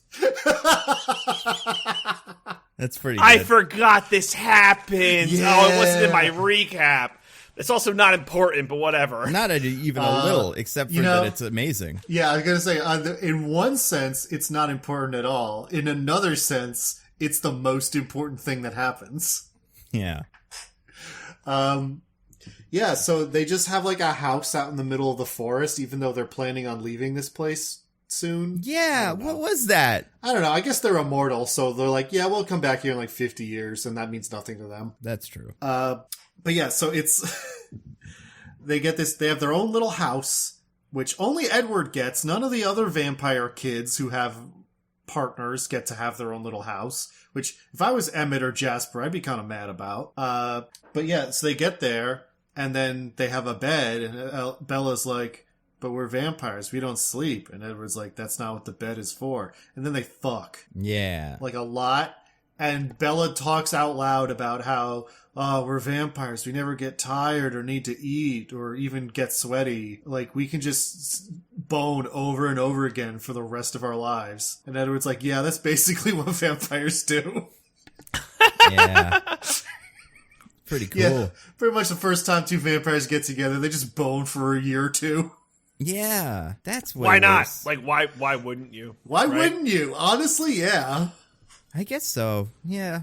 I mean, unless it's not your thing, right? Maybe not all vampires are into just like, Right, yes. fucking nonstop. But right, if sure. you could, If you're an asexual vampire, then yeah, absolutely. Like, you'd rather be doing other things, and I get that. But if you're a sexual vampire, and you literally never get tired, or like feel any fatigue or effect other than the pleasure, then like, yeah, vampire bone sesh marathon forever, for years. See, and this is part of my problem with vampires. Then it would just get boring. I feel like it would. what? Yeah. Come on. Out of your Absolutely. mind. You're crazy, Absolutely. dude. Like, you can't eat your favorite meal every day forever and expect that to work. Like, Well, then you take a couple decades off to do other stuff, and then you come back and you're like, oh yeah, boning does rule. This is another version of, like, I could defeat it. Like, it's different, but it's like, no, I wouldn't, I'd be bored I'm with just saying, it. I'm not saying I wouldn't do it. I'm just saying it doesn't. I feel like it would. The returns would diminish eventually, and I don't know. A lot of these things with their immortality and stuff seem like eventually they'll just get tired of it and be really bored all the time. But maybe not. Maybe they'll just... I don't know, because they get to talk about, hey, remember that time at the insurrection when we, Yeah. when we hung out? They get to talk about that and whatever. Ripped like, Mike Pence's head off. Yeah. He was They the get part to of the opine Cullens. about all the He fun has stuff they did. He has the skin tone and hair of a Cullen, if I've ever seen one. And the creepy way of referring to other people. Yeah, Especially that's true. people he's romantically involved with. Yeah. Diggins, spun the wheel and landed on one of yours. Jacob's entirely reasonable solution. So DJ mentioned the stuff with Charlie, the dad, that happens in this. So they continue with the utterly insane thing of like, yeah, Bella, you can never see your dad or your family ever again. We gotta tell them you're dead. Like, that's it. There's just nothing we can do about this. And I'm like, you guys hang out with Charlie. Like, all of you are vampires and have hung out with him. Like, what exactly about this situation requires that Bella cut contact immediately? Yeah. I don't know. Because, like, sure, eventually he'll notice she's not aging. But that's a problem for, like, 20 to 30 years from now. Right. Put makeup on and stuff. Like, it's fine. Dye your hair a little grayer, in a little while. You could fake it. Like that's a lot of work. Sure, Yeah, but you're it's right. a lot You of just work. cut him out do of your it. life instead. It's a lot of work to continue having a relationship with your father. Like, I don't know. It seems worth it. And But, again, like- if the alternative was like a Harry Potter-esque memory wipe, I would agree. Maybe it's like, all right, maybe that is better because keep him out of all this nonsense. But like, otherwise, he thinks you died. Like, that's not good. That's not a good way to go. He thinks you died on your honeymoon, and then your new husband and his family move away, and he never sees them again. Yeah, and he's a cop. Like that is... You think your daughter got murdered. You think it's a murder. Yeah, he's on a Girl with the Dragon Tattoo movie now. Like, that's the rest of his life. So. Well, and before I describe exactly what happens here, I should tell you that is what happens in the books. They never tell Charlie. He does think Bella's dead, and he just never comes back. It's so dumb. That's a huge pivot. Yeah, I don't Yeah. care for Huge that. pivot. It So the sucks. movie is better than But- the book. I feel like that's the deal. Like, what's the alternative? Like, what, Carlisle is just really old and never, like, what, you gonna fake his death? Like, I don't know. You fake it eventually. My point is you don't need to do it immediately. Yeah, and also all their bullshit. It doesn't seem like this, like the clan, they have like rules about like how they exist and like, like this, like they're like, all right, well, you can't talk to your dad anymore. But like, they go to high school still. Like that's way riskier than the dad thing. So, Oh, it makes Absolutely. no sense. Yeah, it makes I feel like- no sense that they go to high school. I feel like Bella should easily just be able to be like, okay, well, I just won't do that then, and I'll hang out with my dad. Is that okay? And then he'd be like, yeah, whatever, I don't care. What am I going to say no to you, Bella? Absolutely not. So Jacob hears this and is like, that's a crazy thing you're talking about. And they're like, nah, it's not. Now, what he does is a dumb way of going about it, and he does it for mostly selfish reasons. But he's still the only person in the movie who's like, no, what if we just, like, tell him some stuff? And we don't tell him the stuff that he doesn't need to know. And be like, hey, man, you just gotta be cool with this. Yeah.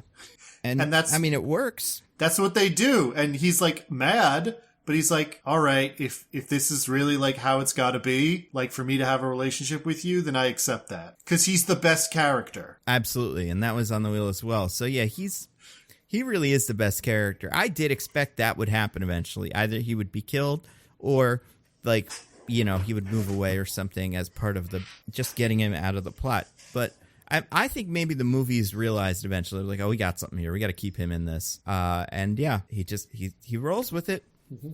But It also eventually, like, doesn't matter, but, I mean, it's not explicitly said, but I feel like it's implied. He gets to learn way more than just the Jacob werewolf shit, right? I don't know. Yeah, I'm curious about that too. Because, Well, I don't think he ever knows anything else for sure. So yeah, Jacob tells him by turning into a werewolf in front of him and being like, I'm a werewolf. by stripping in front of him. Yeah, first he gets naked in front of him. In Wait, you front of have your to see this thing. grandfather-in-law. I have a secret thing. Here, give me 1 second. I'm going to take off my pants and then you'll see my big secret. Like, just fucking tell him I'm going to turn into a werewolf. I know you're not going to buy it, but I do want to take the pants off because it's part of it. Because these are nice pants and I don't want to ruin them. Exactly. Yeah. Yeah. Have you ever noticed, dude, that the woods are just covered in ripped up pants? That's us. We've been doing that. Yeah, while he's stripping, he's going like, hey, Lynn, I know this seems weird, but like weirder stuff happens all the time. So just like be cool, man. Yeah. Just be cool about this. And then dad is like, okay. And then he takes off more articles of clothing and the dad's like, but no, right? And it keeps going. And the dad's like, if you say so. I think I could convince this dad to like, I don't know. Like, You could sell him the Manhattan Bridge. He's an idiot. You could He's convince an him idiot. leprechauns are real. Like, but he's not just an idiot. I feel like he's one of these characters that has been, because this hasn't happened in this movie, but all the rest of these movies are some sort of fucking bizarre murder in town. And I feel like by this point, everybody in the town is like, something's up. And when you're told it's this, you go, all right, that makes about as much sense as anything we thought. Yeah, It we was didn't this solve or aliens it, so... or ghosts. So cool. And yeah. Well, I feel like like I said, he accepts everything. Bella doesn't tell him that she's a vampire or exactly what happened to her. She's just like, yeah, some weird supernatural thing happened to me, and now I'm okay. And by the way, here's my daughter that I adopted, Edward's niece, not our biological child. And he's like, this is bullshit. Yeah. Oh man, he's an idiot though. I disagree. I think he gets all of it. Because, like, when he holds her, he notices how cold she is. He looks at the baby, and it's like, she's got your eyes. And then he looks at Bella, and it's like, this is one of those things that I just don't need to know. He knows what's happening here. Yeah. Okay, but, all right. I mean, I don't want to jump ahead too much, but eventually, he is taking care of her when she's older. And it's just like, cool? Well, I think by then he's accepted that weird shit is going to be going on with Bella, and he just has to accept it. Yeah. And, like... Right, but by that logic, then, like, their whole thing is like, well, we can't tell him, because then the Volturi will kill him. But he's figured it out. So, like, if the Volturi knew, they would kill him. Right, but... Yeah. It's... You ever hear of a thing called plausible deniability, DJ? Right. There's no way. No one's ever told him, and he can deny knowing. And... That's it. Nah, man, you're taking care of an immoral child. Nah, you know. You take care of this thing. But he doesn't know it's vampires, but he knows it's something. Yeah, exactly. And he's just like, the thing is weird. It's not werewolves, but it's like werewolves. But if you ever say what it is, I have to rip your head off. So very stupid. Just hold on to that, and then it's fine. Then they could tell everyone. Then there needs to be no secret, right? He's the who coolest. Cares? Other people, like Anna Kendrick, I don't think you could tell. I feel like you could tell her, and then she'd keep the secret for about a week. And then she'd start poking her nose around or something, and then it'd be all over. Well, she'd probably want to be a vampire. And she'd be right to want that. She'd be jealous of Bella, yeah. Yeah, why does Bella get to be a vampire? Why is Bella so cool? Oh, everything's about Bella. Yeah, which, fair. But the... yeah, great criticism. The dad also, because I'm skipping ahead a little bit, but I don't think this is on the wheel. You can just do all the dad stuff here, because the dad's never important to the plot again. Well, yeah, so the dad did end up getting with that one from earlier. Yeah, Sue Clearwater is her name. Good for him. And when did that happen? I don't know. The other day. Yeah, over the honeymoon, I guess. And she's, like, living with him. Not, like, living with him, but, like, she's over at the house. It seems like she might be. I think she is living with him, because she comes out when Bella and Renesmee come by. That's right. She does that thing that I think is bizarre during Christmas where they're all like opening presents and she just goes to the dad and sits on his lap on the chair. I minutely scrutinized this, Nando, because I also thought that was weird. She sits on the arm of the chair. Still, there's plenty of chairs. There's a whole couch nobody is sitting on. Is it Everybody weird? else on the floor. Is it weird? Yes, but it's slightly better than sitting on his lap. Yeah, I agree. I also love that scene where they give him the fishing trip because they're going to do a vampire war. They're like, we need the police chief out of this town. And they tell him that. They go like, here's your Christmas present. It's a 5-day fishing trip. And he's like, but that's great. And they're like, you leave tomorrow. He's like, but I got work. And then Clearwater's like, no, you don't. I told them not to give you work. And then he's like, and then he goes like, if I didn't know any better, I'd think you guys were trying to get rid of me. Or no, he just asks like, are you guys trying to get rid of me? And then he just goes, cause it's working. And then he smacks the tickets and you're like, good for him. He really has just bought into never asking any questions. I guess I'll just go on Which nice is long insane, fishing trips. man. No, cool, man. What? No, what wouldn't it's he accept? Working. I mean, Will unless he accept everything? I mean, unless everybody's head gets ripped off, then it sucks. But besides that, it's like, yeah, I don't know. It seems fine. Seems like a great life. Yeah. DJ, if your son came back to you one day and was strangely cold and had a rapidly growing child he insisted was not his biologically, but he did adopt, and then one day also came to you and said, hey, can you and mom just take like a week-long trip to Disney that we'll pay for? Like, I don't know, man. If I were the dad in this scenario, yes, this is the best possible option. But, like, I don't know. Maybe I don't think I would be as cool with it as he is. Maybe I'm a lamer person. I don't know. He's just so fucking cool with it, man. Let's be clear. Charlie Swan has the patience of a saint. Yeah, and look at how much better his life has gotten. So like, he used to be kind of sullen, and then he had all this horrible bullshit with Edward where he was in a cult and he was dating his daughter. And then it all sort of evened out. They had a nice wedding, and now he's dating this lady, and like, I don't don't know. Just go with the flow, man. Put out good vibes. Let the universe figure it out. Like that kind of thing. He's doing it. Here's a question. How much does Sue know? I think she knows everything. Yeah. It's not clear to me if all the Quileutes know about the werewolves or not. Oh, really? I feel like she has to. They all hang out and, like, they do, like, werewolf rituals at their house. But those are the werewolf Quileutes. There's more than just them in the nation. In the nation, but, like, in that area? I feel like I was talking about the Quileute nation, which is what you would call, like... Oh. Yeah, I guess, like, I was always kind of confused about that. I assumed the whole group of them was about as big as the cult. Like, I never thought there were more than 20 of them as a group. And for that reason, I assume they all have to know. But if it's bigger than that and we're only seeing a little bit of it and she's just from the other side, then maybe not.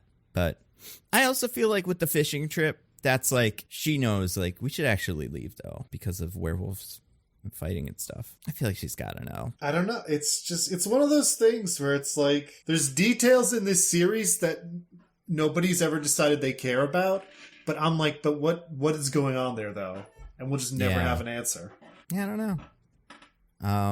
Spin the wheel again, you guys. We got to the part. We're at the part now with the X-Men, like you were saying.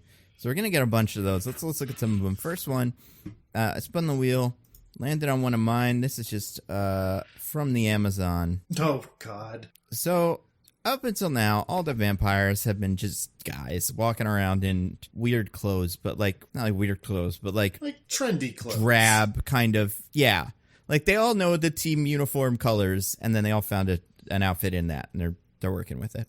Unless you're a bad guy, then you get different colors. But for the most part, no matter where the vampires are from, they've all looked more or less the same. And we'll meet some that are from other places that dress a little bit more like fun. But before, I want to say maybe the first international vampires we were introduced to are the Amazon, the Brazilian, I'm assuming. I don't know if that's ever made super clear, but I think they're indigenous, so they would be. Oh yeah, I guess that's something true. Else. I don't. Yeah. I don't know if their precise indigenous identity is ever given. They're just from the Amazon. I don't think the movie knows either. I think the movie was like, yeah, let's just put these people in there. I guess I was confused about that. Well, the indigenous stuff too. The later vampires that show up are from Brazil, I believe. Yes, they are, but they're not the same dudes. Like they don't know each other. They are from the Mapuche. Okay. Which is a real South American indigenous people. Yeah, but these ones, and listen, I don't know if this is the way people dress now. If you're from this group, but I'm doubtful. I don't know. This doesn't look like I feel like it's good. I don't know. They don't look good. I don't know. How'd they get there? Carlisle just like flew him over. Hey, apparently Carlisle has friends everywhere. So they got on a plane like that? Like, I just don't buy it. I really don't. I get what you're going for. I don't know. Remember how we're treated to like 30 seconds of them like bouncing through the trees or whatever? Yeah, that's true. They did a bunch of that. I could see that. The entire South and North American continent. I mean, they are really, really fast, and they have, like, super good reaction time, so why not? But yeah, these are the ones that can do illusions, and that's fine, I guess. They're not illusions, Michael, they're tricks. Yeah. Yeah, and these ones have, they have illusion powers. This is where we learn Bella's power. What did we think Bella's of it? Power. It's, well, it's super dumb and inconsistent. So her power is that she's a, quote, shield, which is some delineation of, like, vampire power. And what it means is that you can protect yourself and others from, like, people's, like, mental effects or whatever. Theoretically, from all vampire powers. Yeah. Which is dumb, because Alice was able to see her future, and Jasper was able to affect her mood in the second one. Well, but she wasn't a vampire yet. And yet... Edward couldn't read her mind because she would have shield powers later. So what's up? Boom. That's true. Inconsistent. Yeah. Wait, there's a lore thing in these movies that's inconsistent, DJ? Yeah, right. That's crazy. Yeah, I don't know. I guess. I hope they fired the lore master working on set. I'm gonna say here's I think the here we go. Why are you? We're mostly nitpicking. Because I'm curious. I want to figure it out. It's got to be just that, like, it's okay. So she says it's like when they're telling her how to do her shield powers, they're like, you have to concentrate, make the shield in front of you, believe it, listen to the colors of the rainbow, and you can see it in front of you and whatever. It's like the secret. It's the law of attraction. If you visualize it, it'll come to you. But I also think horniness is a big part of it. And like she was inherently, when Jacob was around, when Edward was around, just doing it. You and get them mixed up all the time. What's up with that? I know. I think Edward is more of a Jacob, and Jacob is more of an Edward. I don't know why I think that, but Jacob just sounds like the fancier name to me. I don't know. What? Jacob sounds like a fancier name to you than Edward? Yeah, Edward's the fanciest of fancy boy names. Edward's like a British king name. So is Jacob. I mean, not in a literal sense. Jacob's more biblical, I feel like. Jacob is a more biblical name. Maybe that's what it is then. I feel like he's got the older sounding name, and he's the older guy, whereas the other one's like a little baby. And he gets the little baby name. I think that's why I think it. The other thing, though, is people do call Jacob Jake, but nobody calls Edward Ed. Eddie. Yeah, he's always Edward. Yeah. And maybe Edward. They do, though. Maybe they're maybe he's like, just don't call me in front of Bella. Because I don't want her to get it in her head, and then she'll just call me Eddie, and it'll all be over. Oh, and I got to do it forever. So, yeah, pretend they don't do nicknames as vampires. Although, speaking of fucking nicknames, how about Nessie? No. Oh, God. That was, I would say, speaking of the very reasonable reaction, the most reasonable part of the reaction. Yeah. And the way she says it, and you named her after the fucking Loch Ness Monster? Like, whatever the fuck she said. Like, yeah, like, you gave her a nickname? I've only been gone for, like, 2 days, and I said what her name was. We couldn't do it for that long?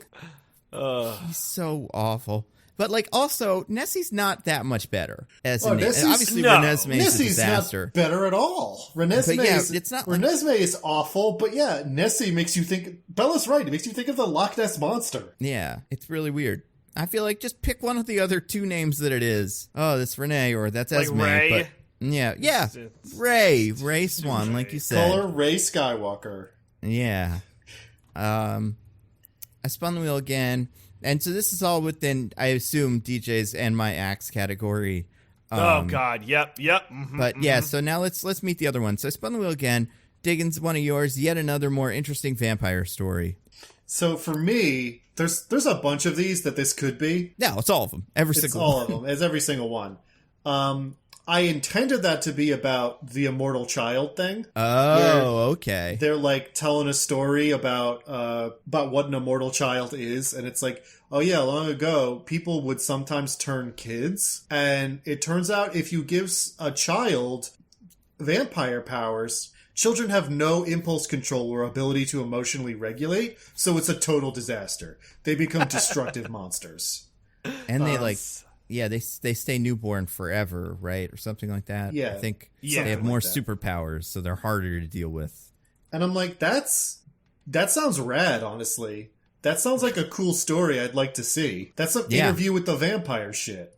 Yeah. That's what Michelle said. Yeah, she said the same exact thing. Like a little Brightburn vampire. Yeah. Be pretty cool. I'd watch it. Well, you did. You saw it for a little bit. Yeah, I watched 2 minutes of it, of the end of that movie. However, this was our first indication that something might be happening as things went on, because this is the first head rip of the movie. You're right. Oh my god, the execution scene is so goddamn funny. All of them are. It's so great. Let's talk about those. So in this flashback I'm talking about, that's like, I don't know, medieval times or something, where they do this immortal child thing. Yeah, I couldn't tell. I was thinking like Vikings. I was thinking more something. I was going more like Amish times. Oh, Amish times. So right now, yesterday, yeah. We just got done with that last immortal child. You're telling us there's 2? I thought it was more contemporary. I don't know. Well, anyway, whenever it is. Anyway, yeah, so there's like a burning village. They find the immortal child, and Jane, one of the Volturi, just like picks it up because it's a child, and it's like, cool, we're all cool here. and the mom comes out and is all upset, but they're like, you created an immortal child. That's a death sentence. So they grab her by her arms and her head, and they all pull until all three things, the arms and the head, both pop off like fucking champagne bottle. Just boop, and then her headless, armless torso just falls to the ground. It's so fucking funny. And then, as they set the mom's body on fire, and there's a big bonfire, and Jane just like you were tossing a pillow onto a couch, just casually throws this kid onto the fire. Yeah. Yo, that shouldn't be funny. It was so funny. It was funny. You got if you haven't watched this movie, you gotta look that up. The way they've shot it is so funny. I love in this movie, I guess none of the vampires have blood, which makes sense. But they all look like when you rip the head off a Barbie doll or something. Like an action figure, just pop. So and then... But yeah, the toss into the thing is great. It's so good. Also, I'm watching it now. I'm getting either medieval or Viking times or something like that. It's very old, thatch roofs and pelts and such. It's not frontiersman times, you sure? I'm not sure, but I don't think so. This was some like of them, 100 years ago. A lot of them look like they're like going for like a Henry VIII sort of thing, like Tudors. So it's probably around then. But yeah, it's awesome. Spin the wheel again. Do you guys want? I was just gonna say, do you guys want to talk about some of your favorite, more interesting vampire stories in this movie? So I have. Actually, the next one I think canonically, or not canonically, but as the movie presents it, is another one that you put on the wheel, Diggins, which is Rami Malek, ? Yeah. I did know he was in this going into it, and I was thrilled. I did not know that. Yeah, the other one surprised me, but him I was prepared for. And I also knew he was the Avatar. And what is his deal? I don't think we even get a cursory explanation of what his deal is. Well, he doesn't like his dad, I guess, so... Is that even his dad? Oh, yeah, I thought it was. I thought that was his dad. It might be, but I was also like, this could also just be, like, I don't know, your college buddy who's crashing for a little while he gets back on his feet. Oh, I guess, yeah, I had not considered that. Like, it could be anything. My point is that they never explain anything about who this guy is or his relationship with anyone else. He just likes to smile and fuck around with all the elements. Whatever ones are near, he'll have a little bit of fun. It's pretty good. I never understood when it's like, oh, I can control the elements. And it's like, oh, I could move water around and I could, like, move earth around. But fire's always like, I don't need fire nearby. I make the goddamn fire. Yeah. It's like that. Yeah, I never understood that one. X-Men got it. None of the rest of them did. Yeah. Well, in the movie version of Avatar: The Last Airbender, they needed to have fire present. It much better. So that you heard it here first. Nando thinks that the movie is better than the TV show. I mean, I have watched the whole movie and 6 or 7 episodes of the TV show, so if that tells you anything, I've 100%ed one of them. And it ain't the TV show. Oh, but by time, you quadrupled one of them. Well, they're 20-minute episodes, so you equaled. You've spent about equal time on both. Yeah. And, it is weird. But, like, you can't make water either. Like, yeah. Well, he seems to move it. I don't know. I mean, water is the thing, is like, second only to air in terms of elements you do not need to be able to make. Because, like, there's moisture in the air. You can pull water out of almost anywhere. Yeah. I know. I saw Incredibles. Exactly. I know the rules. Is that Incredibles? Oh, yeah. There is no water in this air. Yeah. I remember. Yeah, and he's got all the powers. It really makes everybody else's powers look pretty stupid. Yeah. Like, he's the best one, right? Well, the second best one. When we get to the battle, it becomes extremely clear that he's just absurdly more powerful than everyone else we've ever seen. Yeah. But I feel for him. Because it's a power that's probably really fun, but you can't get as much use out of it as, say, jumping even better than everybody else. Yeah, jumping hella high. Yeah. Because speaking of that, we also have the What We Do in the Shadows brothers. Yeah. The little Transylvania These bros. fucks. Yeah, love them. They might be my favorite of the... Not my favorite actual characters, but my favorite like little addition to this universe. It's like sure there were something. Draculas, and the Italians got rid of them. Love that. Yeah. Also, something else I love about these guys. So they show up without being invited. Yeah. They're just like, hey, we heard you guys wanted to fight the Volturi, and we fucking hate those guys, so here we are. Yeah, we heard murder was going on. Are you all down for a murder? Well, We'd love to murder. Well, listen, the movie wants you to think that's what it's like, but it's not what the script says. What the script says is they go like, yeah, you guys want to fight the Volturi? Yeah, they're evil, oppressive overlords who kill people for no reasons because they want to recruit somebody. They're basically like mega tyrants who are oppressing all vampires everywhere, and we want to fight them. And everyone's like, wow, that sounds bad. But the second it no longer directly affects them, they're all like, no, we're not going to do that part anymore. Yeah. And I mean, I wouldn't mind seeing a sequel of these guys just, Inglorious Bastardsing their way through the Volturi or something. I just love at the end, and everyone's walking away, one of these guys is going, what are you guys doing? They're still evil. This is our only chance. We've got to stop them. And everyone's like, no, now that I've no longer have any direct personal stake in this, I don't care about the evil hierarchies at all. Yeah.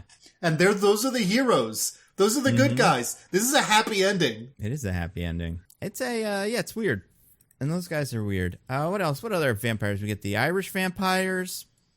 Who I think get a single line in the entire movie. Yeah, do we even find out what their powers were? Nah. Okay. And then we get two other big players. Well, three, I guess. But by this point, we've already been introduced to Electricity. And she was at the wedding last movie, right? Yeah, all the Alaska vampires were there. It's just Irina was the only one who we talked about because she's the only one who really does anything. So her power is just what? She's a big old taser? I guess, yeah. Cool. Cool. Solid power. It's okay. So she does work. She does work, all right? See, this is the problem with her. Difference between her and Rami Malek. She's to touch you. Like, it's such a tough, that's true. You had to close so much distance that he would already have lit you on fire from, like, across the ice field. I think we can all agree Rami Malek is an Omega level vampire. Yeah, he really is. I think she's more of like I don't know, what's like the second or third tier? I guess alpha or something, probably, He's right? like an alpha, I feel like we maybe. never hear about that, but yeah. Maybe a beta, but like her power's pretty good. It's just not busted the way his is. It's really, her power is like the joy buzzer that Joker uses that actually electrifies you. She gives you a handshake that gets you. And they use it to like test Bella's powers, and that's fun. I want to know, why are these vampires? Because they're not vampires, right? They're like superheroes. Yeah, they haven't been vampires at all. Other than drinking blood, they're basically not vampires. We don't see them do that. Yeah, they barely do that. They have no vampire qualities. So I guess that's cool. Yeah, it's great. It's very silly. Yeah. Well, they also have the venom that it can stick in their plant-like cells so that they can get an erection. Don't forget that part. Do that. Yeah, I won't. I'll never forget that. Good. Speaking of that, let's talk about the other two vampires. So we meet a swarthy vampire played by an actor I don't know. I don't know what this one's deal was. What was his? Do you guys remember? I don't. Which one are you talking about? The one that was always hanging out in trees and being a real wild man. The one who, when he sees her packing up, is like, I knew you were for real, bro.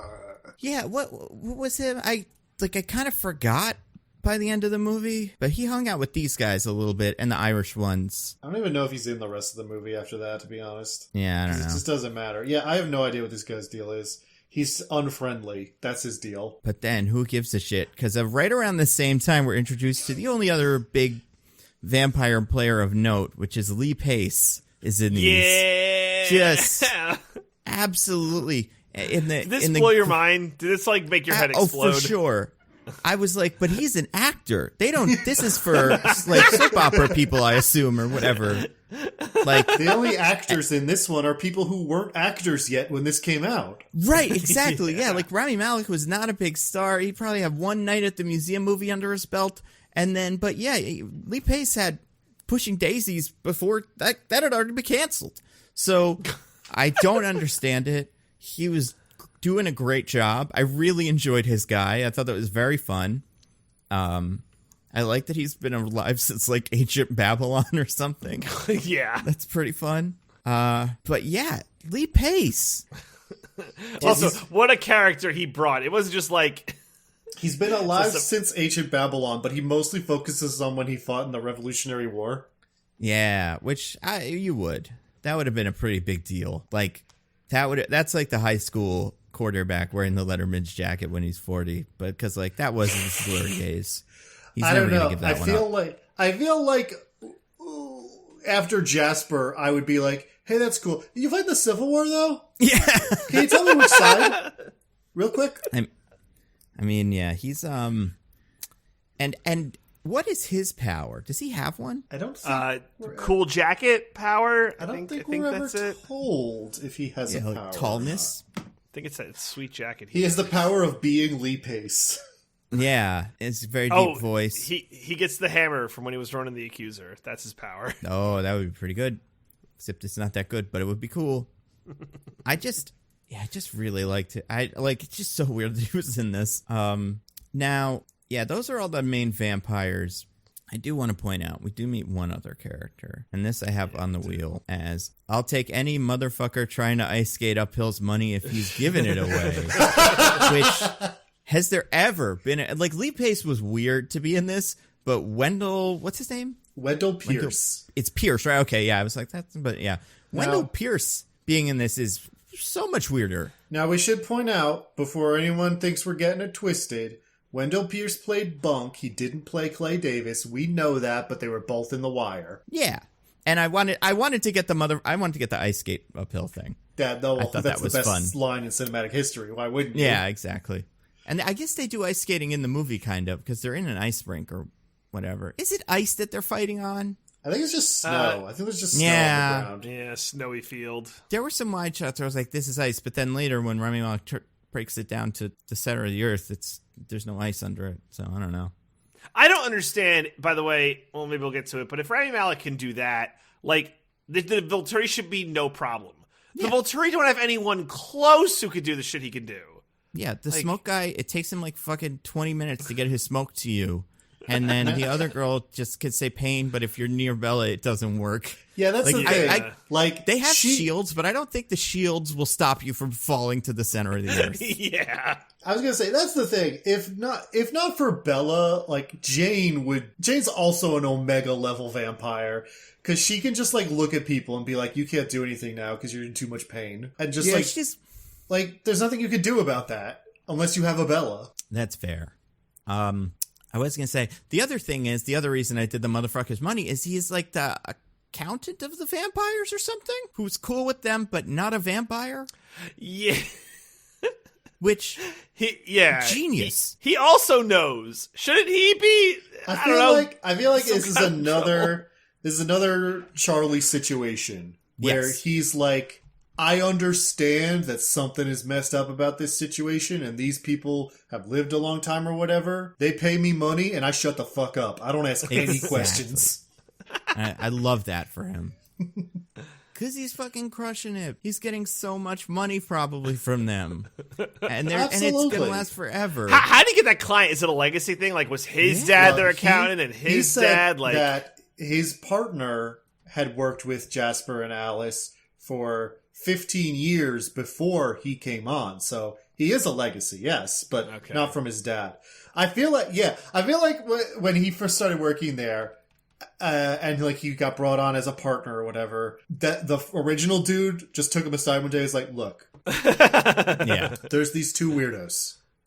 Every once in a while they're going to come in, they're going to ask something, and your instinct is going to be like, what the hell is this? Like, what is going on? Who are they? What is wrong with them? Don't do any of that. Yeah.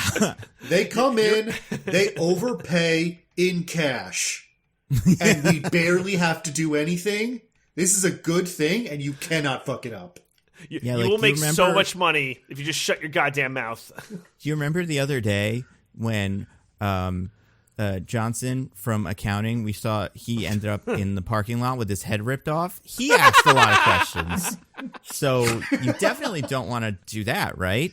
Right. So, those are your options. Ask questions, head ripped off in the parking lot. Don't ask questions, buy a boat. Yeah. Off of one case. And, like, I love it. I just love that they have this guy. Again, this is the kind of, like, the thing I think I appreciate maybe the most about this is, like, the world building just goes from 0 to 100 in this movie. From, like, yeah, we have a vampire banking system, and, yeah, there's vampires in Egypt and everywhere you've ever thought of, and they have all these superpowers, and there's all these other rules you've never heard of. It's just, yeah, they just really go for it. It's awesome. Well, they realized they forgot to build the main plot of the series and the entire rest of the books, so they got to do it all in this last part. And, like, again, all the interesting things, like, I want to see a day in the life of, like, accounting vampire man and how that, like, account came together and stuff like that, right? Yeah. Like, I want to see all that. I'm equally curious. Yeah, it's pretty cool. Yeah, I feel like that's everybody we're introduced to. There is one thing in here that just says Stephanie Meyer does a racism. I'm not sure who you're referring to there, Diggins. We already talked about it. I was referring to the two Amazonian women who are just, like, straight out of central casting from the 1930s. Yeah, right? It's true. It's wild. They also, like, don't speak, which is fine, but, like, yeah, they're just kind of there doing illusions. They do illusions at some point, right? Yeah, one of them has the power to basically put you into her mind palace. She can make you see whatever she wants. That was cool. So now I spun the wheel. We're pretty much at the end. So there's only two more things. Real quick, Diggins has, hey, watch my kid for 8 hours. So that's part of the money thing. Yeah, when she goes to see Bunk, he's in Seattle. And also, this is a whole thing that Alice set up to, like, get money and passports for Jacob and Renesmee so they can run away, which doesn't end up mattering at all. I don't know why it's in the movie. I guess because they had 2 hours to fill and a third of a book to fill it with. Yeah. But yeah, so that's right. She drops off Renesmee and Jacob, which I don't think we see him apart from Renesmee for the entire rest of the movie after that opening scene with him. And, like, that's what's fucked about this. You're raising this child. You cannot be romantically involved later. But instead this is the grooming. This is literally grooming. Oh, no. It's the most sacred law. Wolves are groomers. No. Yeah. Anyway. She drops him off with Charlie and Sue and is like, hey, I gotta go run some errands. I'll be right back. And drives to Seattle, which I checked is a 4-hour drive away from Forks. So she's driving 4 hours to Seattle, having this clandestine meeting at a restaurant with Bunk, and then driving 4 hours back, and with no more warning to her dad that he has to be watching a small child for that long, then, hey, I'm going to go do some errands. I'll be right back. Yeah. Like, if you've ever watched a small child, you know that there's, like, a lot of stuff you have to be ready with, and you can't just you can't just not know you have to do that. Yeah, it's true. And this one's, like, aging at an accelerated rate. You might need, like, tampons. We don't know what 8 hours in this vampire's life is, or baby, whatever. Like, and he probably would even notice that. He'd be like, hey, you didn't have a full head of hair when you came in here, right? That's new? Uh-oh. But, I'm not going to ask any questions, because I get it, but... I'm not allowed. I recognize that it is weird. I feel like for the rest of his life, sometimes Charlie... like, notices something weird, just, like, looks up at Bella, and she just gives him a slow, like, head shake, like, nah. And he's like, well, I guess this is my life. Yeah. Spin the wheel one more time before we get to the finale. It landed on one of Diggins's. That didn't take much. It's a line. It is a line from the movie. So, I already forgot what it was, and you told me before we started. It's what cool. was it? So, right before the climax of the movie, or actually I think there's more in between this and the climax, because this... movie is bad. Everyone's it's when the Transylvanian vampires show up, the Draculas. Right. Who, by the way, real OGs, the real vampires. They're not only dressed the most insane, they have the craziest wigs on. Yes. Like everything about them is bizarrely fake. Yeah. To the point where you feel like it has to be intentional, right? Like they're trying to look like dollar store costume shop vampires, And no, they just look like that. Yeah. Anyway, yeah, they tell them, like, oh yeah, the Volturi, whenever they want to recruit someone, they just fabricate a crime for that clan, kill everybody, and then pardon the person they want to recruit and make them join the Volturi. That's how they get people. Like, they're very evil, is the thing. It's a good shot. Like, they figured it out. Which is also, by the way, when we finally learn what the hell Michael Sheen was talking about at the post-credit scene, is he wants Alice. That's what he wants from the Cullens. And that makes sense. Yeah, I get that. It's a real late in the game for us to be finding that out, but yeah, it's a fine plot twist. But yeah, so everyone's like, oh no, so it's not just witnessing. If we stay, we're going to have to fight the Volturi? Hell no, I'm out. And then Edward's like, no, but you should do it though. I think Carlisle also throws it. Does Carlisle say anything, or is he like, no, it's if you don't want to, it's okay? I can't remember. If Carlisle is like, oh man, but we need you guys. And Edward's like, yeah, it's important. You should do it. And everyone's like, well, that's good enough for me. You've swayed me. It truly takes less than a minute. That's true. That's true.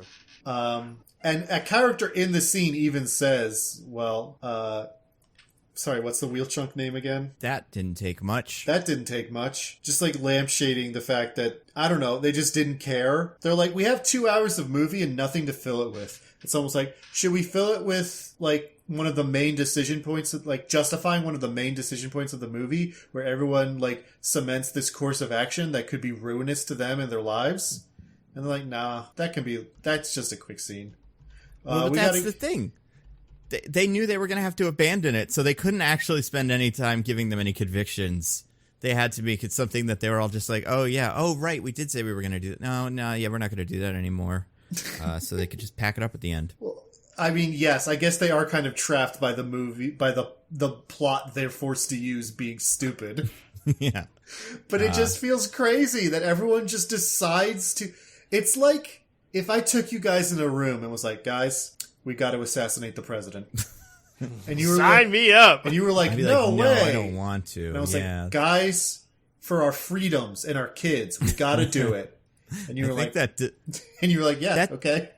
That works a lot of the time, actually, I think. Gas stoves, freedoms, whatever. It's, you just have to say a couple of keywords and you get a lot of people. Yeah. That'd be so funny if they just showed up to the Volturi capital with zip ties and just went and got them all instead of like waiting for the Volturi to show up. Did an insurrection. So speaking of that, we're at the end now. So there's like a couple more things on the wheel we'll get to real quick. I'm gonna start with Diggins's more of whatever the hell Michael Sheen is doing. So yeah, everybody gets on one side of the football field of like snow, and then they just kind of all yell to each other, I guess. Yeah. Well, they all have vampire super hearing, so I guess in this case it makes sense. The werewolves. Oh yeah, the werewolves have good hearing too, I guess. Mm-hmm. But yeah, Michael Sheen is just incredible in this. He is, God, I don't even know how to describe what he's doing in this movie. Going for it. It's like a parody of the character he plays in Underworld. I think he knew, like, we're not going to do this one serious. I don't care what they hired me for. I'm going to have to do fun ones instead. Because, yeah, he did, in the Underworld series, he plays roughly the same role, I believe. And plays it a lot more straight. And it's not There's only going to be one take of this. Like, they're not going to... I'm Michael fucking Sheen. They're not going to be like, hey, we have some notes. Like, nah. I get to go, and just, it's in the movie. Yeah, I mean, it's so good.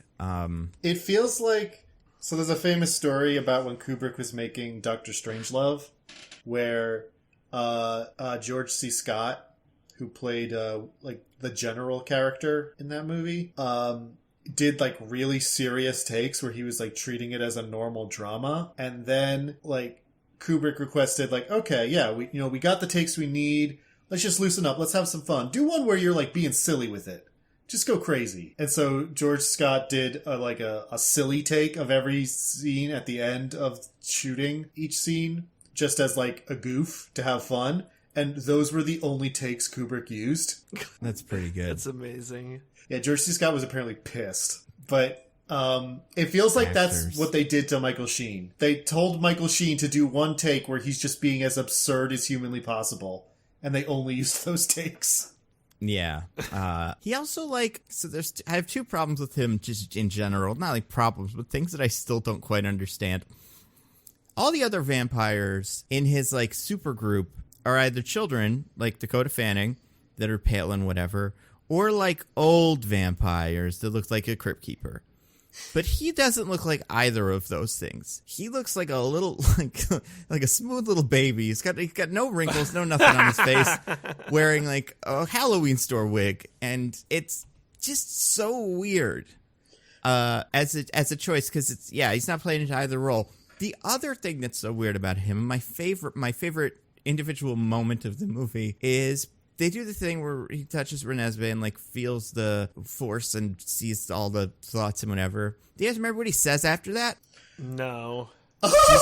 That's a word.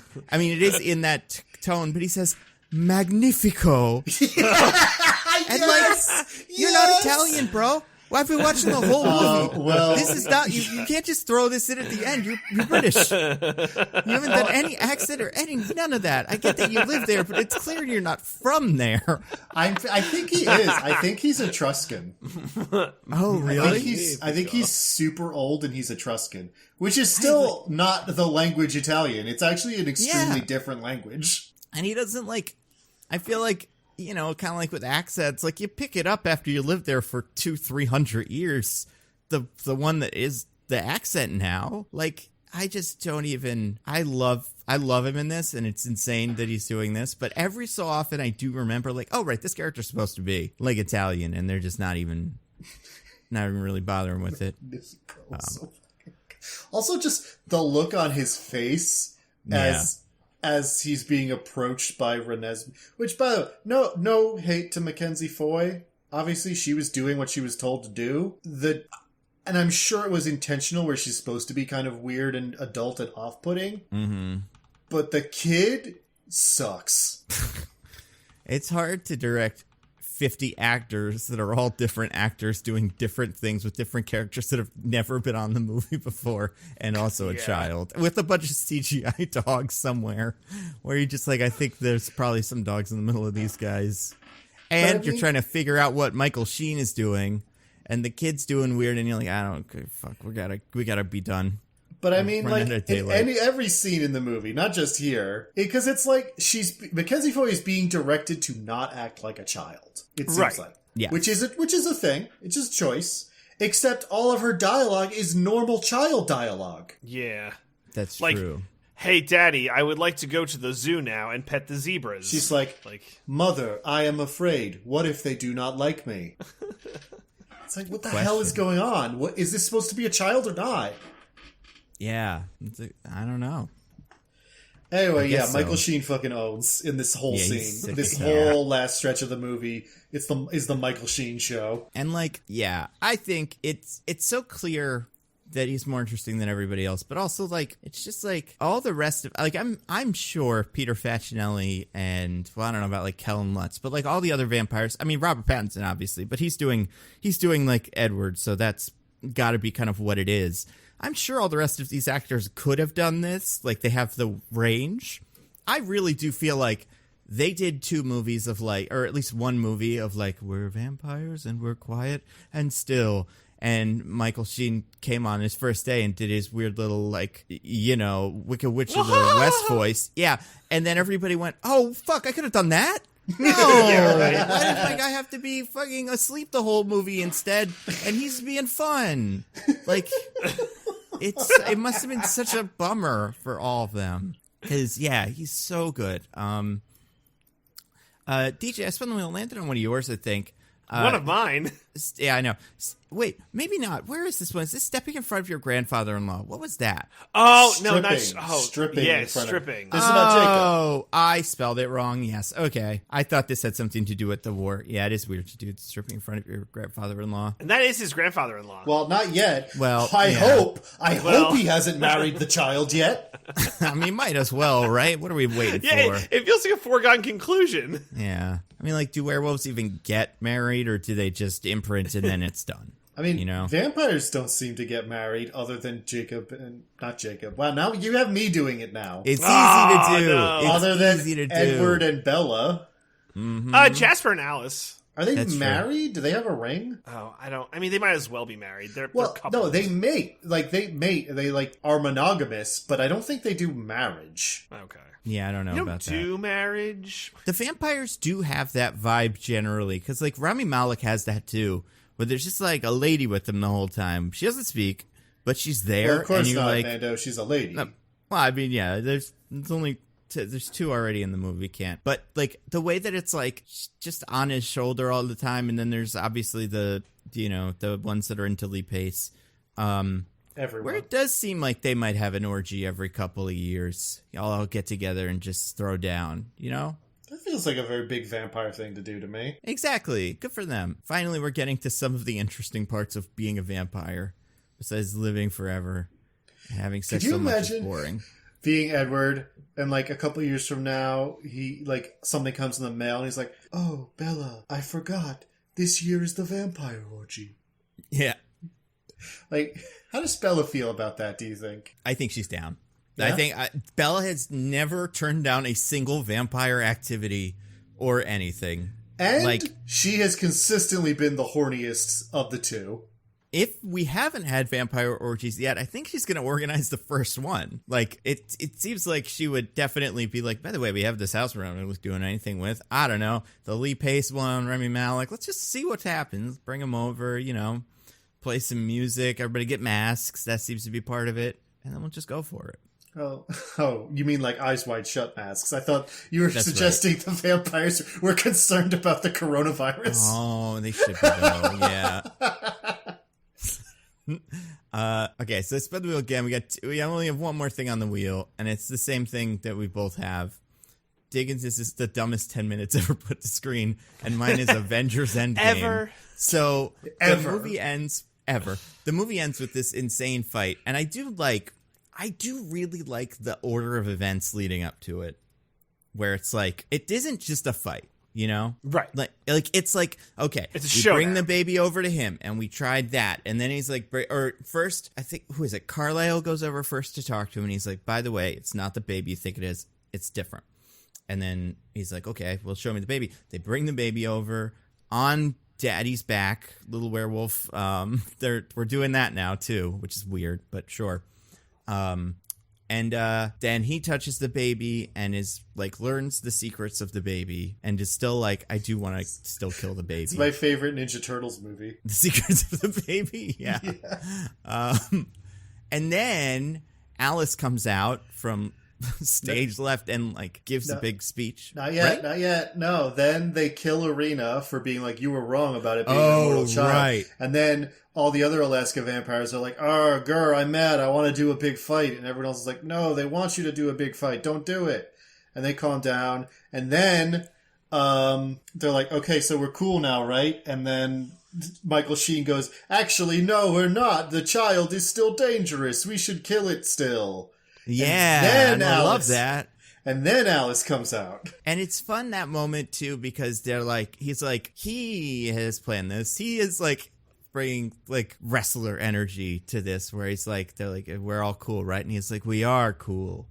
Unless we think about it this way. And he turns around and like, yeah, gives a big old speech. It's great. I want to say, I personally, like, other than Michael Sheen, again, serving this whole time, I hated this sequence of events because it was such wheel spinning. It was just like, we're going to do the fight. Oh, we're not going to do the fight. But are we going to do the fight? No, we're not going to do the fight. But are we going to do the fight?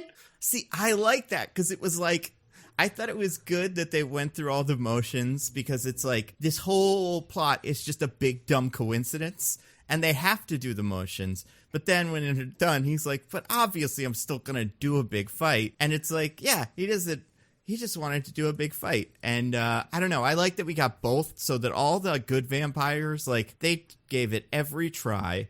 They did everything he wanted, and he was still just really excited to kill him. So yeah, then Alice shows up, and Alice does, because Michael Sheen can mind meld with you and like read your mind, right, or something. Yeah, which is different from Edward's power for reasons, and different from Renesmee's power too, right? Yes, for okay. Well, he can read your thoughts. I think she shares hers. Yes. Okay, that makes sense. So yeah, then they do that. And also, yeah, we do learn, besides the other bad guy vampires, the only new bad guy power is the Smoke Man, who creeps slowly towards you, and then if it gets you, you're blind, I think, or something. Something like that. It's not great to be in Feels like it would be suffocating if vampires needed to breathe. Yeah, exactly. Feels like he's actually a really bad guy to bring to a vampire fight specifically. Yeah, and it's like, I mean, he didn't matter at all, but he was here. And then, Alice comes out with her boyfriend, whose name I forget. Jasper. Of course, Jasper. The Confederate. Right, because, So Jasper and her are like, hey, she does the mind meld, and she's like, you're gonna, like, this isn't gonna work. And he's like, I don't even care. And it's like, okay, that's what happened in the movie. And then, who's dead first? I think... Carlisle. Why, though? So he's like... So Michael Sheen goes like, we're not going to do the thing, or we're still going to do the fight. And he orders them to, like, restrain Alice and Jasper. And he's like, ha ha ha, I'm kidnapping Alice and I'm going to kill all of you. So Carlisle runs forward to be like, no, not my daughter and my son, but they're also dating or together. My family's weird. Yeah. I guess that is it. And he runs, and they do the cross counter in the air. Mm-hmm. But then, so we do the like 3-point superhero landing with Michael Sheen after they do their cross counter in the air from like the chest up, and then we pan down, and what to our wandering eyes should appear, Nando? The Peter Facinelli head of like a mannequin head with his eyes and face and hair, and his eyes look kind of dopey. I guess that's what happens when you get your head ripped off. Because that happens a couple times. And Peter Facinelli's headless corpse falls down. It's good. Like, this is where the filmmaking is good. It's because it knows to be fun. And I like that. I think in general, the filmmaking in, like, I'm really air quoting here. The craft in this finale is better than before. It's almost like they just got a different guy to do it. I feel like it's worse than before, and that makes it better. I feel like, okay, I guess what it is probably, I think that they have like a second unit director that knows what they're doing with this kind of stuff. And I don't know. I just feel like this dumb fighting is very dumb. It's mostly jogging but then some fights and stuff. And it's almost like, I don't know. I think this worked for me way more than it should have, because I think it's just got more, what's the word I'm looking for? There's just more to it than just everybody crashes into each other like Harry Potter or something. A little more, like it's more dynamic. Yeah, like it knows to split the characters up and it's fun because the characters are like doing little moves together. They've all got combos they worked out ahead of time. It's great. Like fucking Lee Pace is backhanding dudes and they're all flying around. It's very fun. I mean, I had an incredible time with this scene. This is the best scene in the entire franchise. Yeah. It makes you believe the movie could be good. That's right. It's like, this is what it should have been the whole time. It should have been X-Men. It gives you so much hope. So, as far as vampires that die in this, Jasper gets his head cut off, I think. Yes. Yep. He might be the last main character vampire that dies. He's the last. I'm trying to think. In this, like, dies. But... because I don't think any of the foreign vampires die. I think every single one of them makes it out alive. And I don't think any more Cullens die. I don't think Rosalie or Emmett die. Nope. There's a wolf who dies who I think we're supposed to care about. Yeah, but I couldn't tell who that was. Yeah. Yeah, I know we're supposed to care, but I don't know who it is. And it's the same time, what's her name is, Renesmee and Jacob are running away and with their passports, I guess, and that's the plan. Mm-hmm. And and then everybody just does cool fights and rips everybody else's heads off. Yep. Yeah, the whole fight is about getting your opponent in a headlock so you can rip his head off. And like some of it's kind of brutal. Like they really don't fuck around. At one point, Lee Pace and the two Alaskans rip a head off from the mouth. So instead of the rest of them where they pop it off like a Barbie doll, they like rip this head in half. That's great. That is, that does happen, and it does own. It's very cool. And all the rest of the vampires are all acrobats. They always have been, which is fun. So they're all doing like backflips over the other vampires and then doing claw rips and whatever. I don't know. Do you have any other moments you guys like in these? Oh, it's so hard to choose. I mean, yeah, I love them all. So we talk about exactly what Rami Malek does in this fight that makes him an Omega level vampire. Yeah, do that. That is fun. So Rami Malek at one point is like spinning his avatar force around and is like, "Oh, I'm gonna fight." And he like slams the ground and the earth splits open in like it basically creates a new fissure in the earth so large it reaches down past the crust to a pit of lava. Yeah, we get some magma. Yeah. Yeah, I guess it's magma because it's underground. That's so. Is that it? Like, is that what happens? Yeah. Wait, I'm sorry. No, you I mean, like, is magma yeah, like 10 feet below all the ground everywhere? Is this a Not volcanic 10. region of Washington? You'd have to go, like, to get to magma from anywhere, assuming you're not in a place with, like, volcanic activity nearby, which I don't think Forks, Washington is. Yeah, right? Although Mount St. Helens, maybe it's close. Maybe. You'd have to go really, really far down before you start seeing stuff like that. I mean, that pit is... How deep is that pit? I don't know, it's like... It's not that deep. It's not like 7 or 8 miles or whatever the crust of the earth is. Oh, yeah. It is still the crust of the earth. 100%. Yeah. Right. I mean, maybe he made it, though. Maybe he can make magma as well. And that's part of his power. Oh, is he... the whole thing. He's a lava bender like Bolin? That's exactly right. And this is not something everybody planned, but everybody is on board with the kick the bad guys into the thing. Yeah, right? Except he doesn't control it very well, and it's really a threat to everybody, because it's just opening up in the middle of the battle. Yeah, nearly kills Edward. That's what I'm saying. The Volturi, like, should not have had... Like, the Volturi should not have been a threat. He should just open this, like, around them. They all fall in, and then everyone else goes home. Yeah. Right? Just isolate them off. Make, like, a big circle. They fall into a pit, and then it's done. Right? Yeah. I mean, I feel like strategy-wise, it's definitely that. Maybe with some, I don't know, maybe he has to, from Bella, those two could probably kill all of them. Maybe he has to work with the tectonic plates, and they just happened to be fighting over a fault line. That's true. Maybe he could sense it. He's like, I know exactly if I open it up where the magma is. Yeah. You just feel it. Did you have a favorite moment, DJ? One that we haven't mentioned yet? No, I think you got them all. There's definitely more. Dakota Fanning's death is pretty fun. Love Dakota Fanning's death. She's got a pretty savage one. You want to describe it? I feel like you have a better handle on it. I just remember, yeah. I mean, I have it going now, so that helps. Okay. So Dakota Fanning she's the one that can whisper the word pain, and then you just like have a little migraine, and you can't even help. And she kills a werewolf. They actually also break a werewolf's neck. I forgot about this.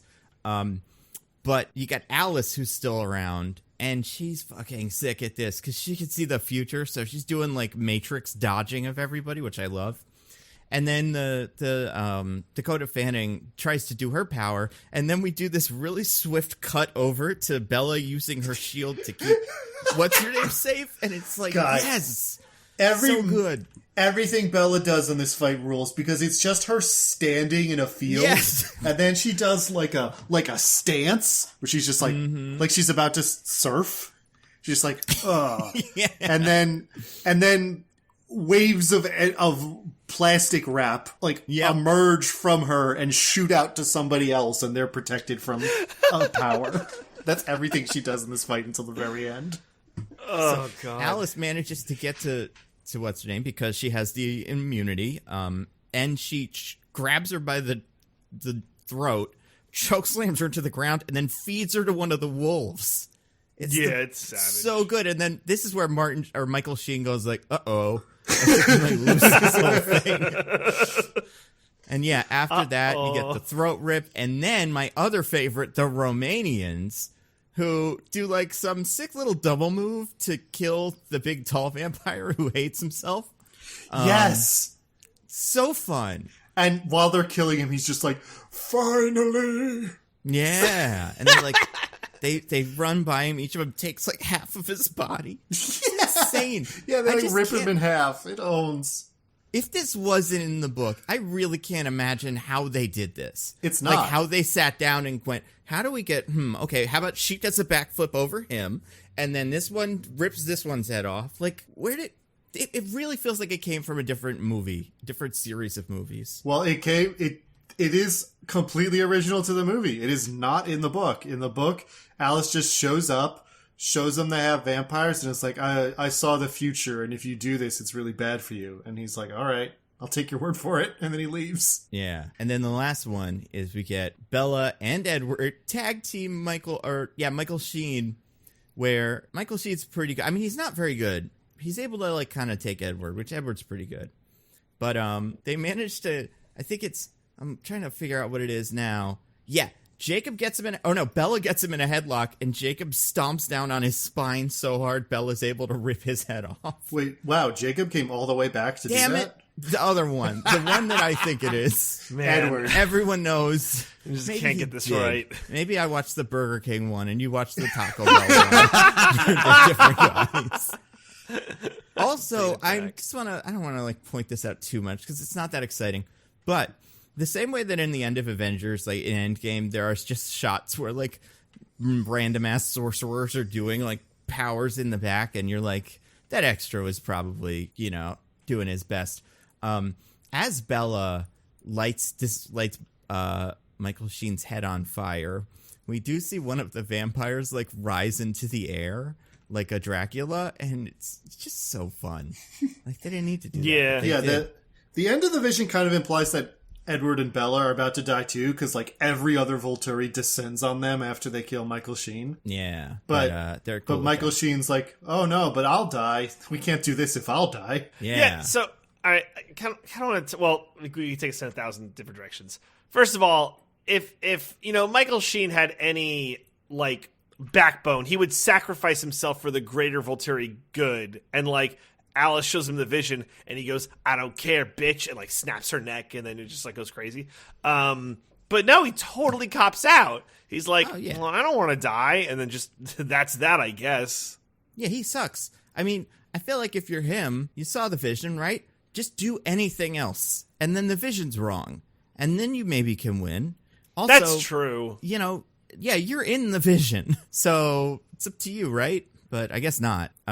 He also, like, I don't know. I feel like getting that vision is super helpful, because I bet he kind of knows what some of those powers are, but I also think he probably forgot a bunch of them. He doesn't seem super plugged into all the vampires. Like, he's a very kind of, I don't know, disconnected leader. But, yeah, so that's the end of the whole fight. I will say, in terms of making a movie, it's a fucking awful way to do it. Like, I don't know how it's in the books, but it's like, oh my god, the most epic fight scene ever. Oh, it was a dream or a vision, like whatever. Just like, what a terrible way to like have a movie end. And again, if you're someone who read the books and you went to see this movie, you suddenly see it diverging heavily from what you know the ending is, with main characters dying left and right. Yeah. It must have felt insane. To the point where you leave the movie theater. Oh, there's a vision. It's like, oh my god. See, that's how I thought I would feel too, because I do think this is dumb in other movies. I wouldn't like it if like this is how Avengers ended, but for some reason I'm cool with it. Well, I think I'm just bad anyway. Who cares? And I'm happy that we get Carlisle back. I was kind of bummed that he had to get head ripped off. Everybody else that died I was more or less fine with. And especially, I mean, more Michael Sheen if they make more of these. Cool. But yeah, this is all. I want to spin off all about Michael Sheen. I don't need any Cullens in it. Yeah, I want him to fight something else. Fight mummies or something. Like, just go do more of this stuff. Aro the Volturi meets Frankenstein. Yeah, exactly. Well, no, that could be the other two. That could be the two Romanians of the Laurel and Hardy of this group. Just like bumping around. Yeah. But the whole thing ends with because we see Alice brings the random guy who's like, nah, you can do what they're trying to do. It works. I am a half vampire, half man. My mother was seduced by a vampire, and now here I am. Also, this is my aunt who I made immortal. And she's like, sup. I'm not going to say anything. Mm-hmm. Yeah, it's awesome. And then it's over pretty much. There's like a little bit more of them just kind of hanging out. A lot more. This is also, by the way, not only the resolution to the Volturi plot, but also to a plot that is paid very little attention to, where Bella is worried with Renesmee growing so fast that they're not going to have very much time with her. Oh, yeah. And then it turns out, actually, she's just going to age super fast and then stay young forever, and she's also immortal. Yeah. One thing I want to point out, so Jacob is her imprinting partner or fucking whatever. Awful. It's been pointed out explicitly several times, werewolves are not immortal. He is going to age and die like a regular person. Maybe that's what it is. Maybe this is like for vampires, because they live so long, the whole imprinting thing, while bad, is like just kind of an awkward thing that they're like, just wait until he dies. It's too much of a hassle. I don't want to have a big fight. Let's just wait it out. Because, yeah, like these guys are like hundreds of thousands of years old. So, and especially these guys, because these werewolves are all getting in fights and dying left and right anyway. It's pretty good. We see a flash forward with this actor. So gross. And I'm like, so gross. She still looks too young for him, but whatever. It truly is a nightmare. It's like, oh, you got to get together with the Rays. It's so great. Also, they're like walking romantically on a beach, both couples together, and it's like, I don't know that I would want to do that with my parents. Right? With my parents and my boyfriend who hooked up with my mom almost. Like, that's the part that I feel like who never hooked up with my mom, but was super hung up on her for a long time until he saw me and was like, well, there's the second best choice. Well, I guess that's what it was. He didn't hook up with her. He kissed her against her will. And that was the extent of it. And they rode a motorcycle once or twice or something in a way that was like, ooh, but now. Jacob also implies that the reason he loved Bella so much is because Renesmee was going to exist, which is crazy. Yeah, right? And he even says, like, when he's saying that, it's not just that, because it's that Bella, because Renesmee was going to exist, had, like, lots of passion for Jacob, right? Or something. He says that, and she's like, you don't feel that anymore. And she's like, not even a little. And he's like, see? The imprinting. It was the baby. If I was Bella, I would have been like, also, I never felt it. Yeah, I don't know what you're talking about. No, I just hate you now because of all the stuff you did. Yeah. Like, I don't think you get why I'm angry. It's not because there's no baby in me anymore. Yeah, Jacob, people's opinions and feelings about people change over time based on their actions and behaviors. I don't know if you understand that that's how humans work. No, it might not be, though. Maybe it's not. And then we get Avengers credits, too, for every single character that's ever been in one of these. I loved it. I was it's nuts because they did it first, right? Like, they didn't copy Avengers. Avengers copied them. Avengers copied them. Yeah, this was 2012. Because we got, like, fucking Anna Kendrick was in these, and she is not in this movie. If you had a non-speaking role but were there for like 2.5 seconds, you got on this credit sequence. I think it was incredible. I think they even credit both Victorias. I was trying to find that because I couldn't remember what the other Victoria was, like what her actor name was. They show the three villains from the first movie. The main guy, the Laurent, and the girl is Victoria. Right. So yeah, they do that then, because they get that, and then we do get Bryce Dallas Howard. Yeah. So both Victorias, so good. We get like the first one we get is the new like the first half breed boy or whatever we're calling the. What did he gives a name, but I don't remember it. Yeah, I don't remember what it is. But you see him first, and he gets a whole title card, and you're like, wow, okay, everybody's getting him. And then the last three, the main three, get bigger ones like Avengers. And the book pages go, because it's a book, remember? That was weird. I did not care for the book pages. That was some the book final draft. Yeah, it was not good. But I do appreciate that Billy Burke is fourth billed in this. Dad. Good for him. Right? Good for him. Yeah, exactly. He earned it. Yeah, and it's pretty good. I thought it was good. I liked it. I don't want them to make more, but if they did, I wouldn't be upset if they were like this one. It's certainly the most fun I had watching any of these. Yeah. Like, I think there's a direct line you can draw between the amount of heads that get ripped off characters and how much I'm willing to tolerate between the other stuff. I wonder if we'll ever get another one of these, though, because I'm surprised they haven't dipped back into this well. I'm sure this made money. What would you do? Because there's no other books to go off Au of. contraire, mon frère. Is that true? Stephanie Meyer has written 2 other Twilight books. One is the first book, If All the Genders Were Flipped. Right. And the second is the first book from the perspective of Edward. Yeah. Oh, okay. And I guess do that? I don't think you can make that, but just make the next book. Make, like, the Volturi come back, and the girl is an adult now, and everybody else is still there. And maybe you can't get the 2 leads back, but they're off, boning. They're on, like, they're touring the world, but everybody else, I'm sure, would come back. I'm sure Taylor Lautner and, I don't know what the actor they got in for his new wife for that one flashback, but, like, yeah, just do another one of those. Poor Taylor Lautner has not been able to parlay this into a successful career like the other 2 leads were.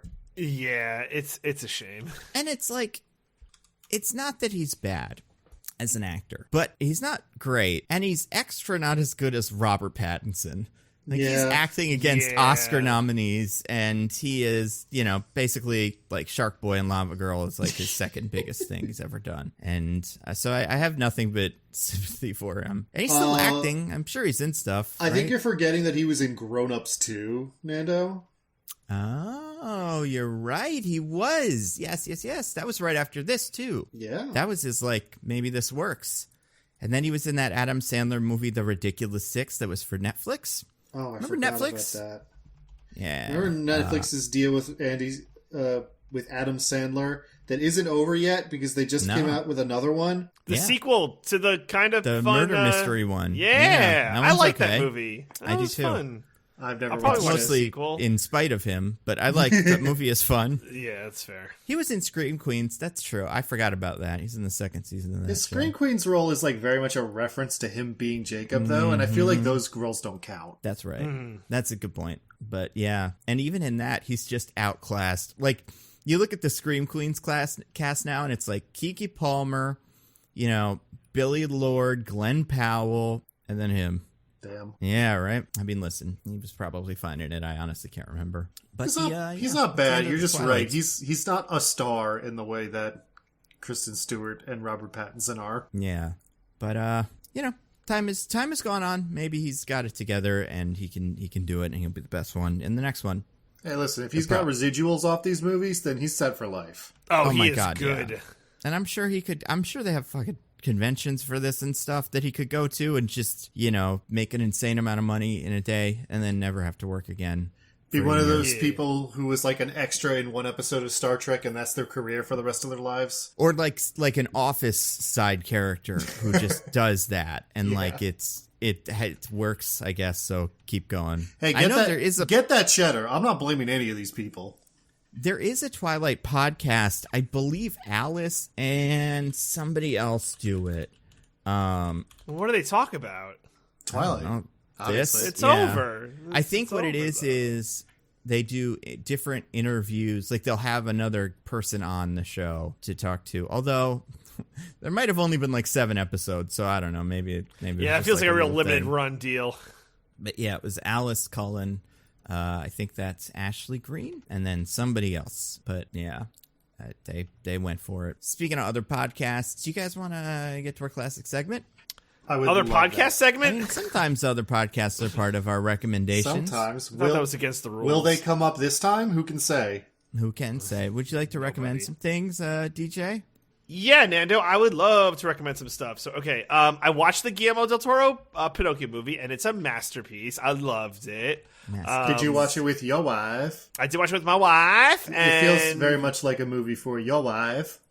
It was for my wife, and my wife loved it. She was caught off guard by a couple things in the movie I don't want to spoil for those who haven't seen it yet, but you two know what I'm talking about. But yeah, I thought it was a fantastic movie. And I recommend it, and everyone should see it. And I can't believe it's going up in the same year against Puss in Boots for Best Animated Picture because it's totally going to win. Not Puss in Boots, Pinocchio. So travesty, but it's fine. Man, you'll be egg on your face when Turning Red wins. Mm-hmm. Oh my DJ's God! favorite Pixar movie. We're gonna go retroactively say that my prediction was right if that's the case.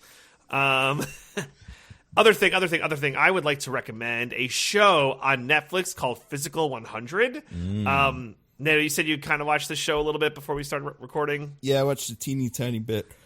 So it's like, it's not quite real life Squid Game, although the contestants keep comparing it to Squid Game, which I think is interesting.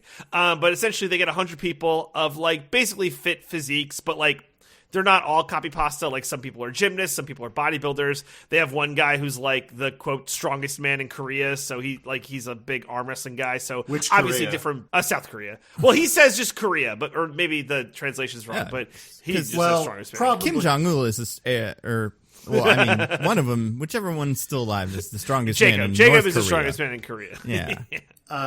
I do think that is I think both people from both Koreas just refer to themselves as Korea That makes for sense. political reasons. So anyway, it's a show where they get all these people together and they have to compete in different physical challenges to find out who like the best one is, and it's like. It's only Squid Game in the fact that it's a physical competition where you get eliminated, but like they're putting out those vibes where all the handlers and assistant people are in like the full like jackets and hoods with face coverings and stuff like that, and like the it's just like a big like Alexa who's giving them all the instructions, and they're in the confessionals being like, I felt like I was in Squid Game.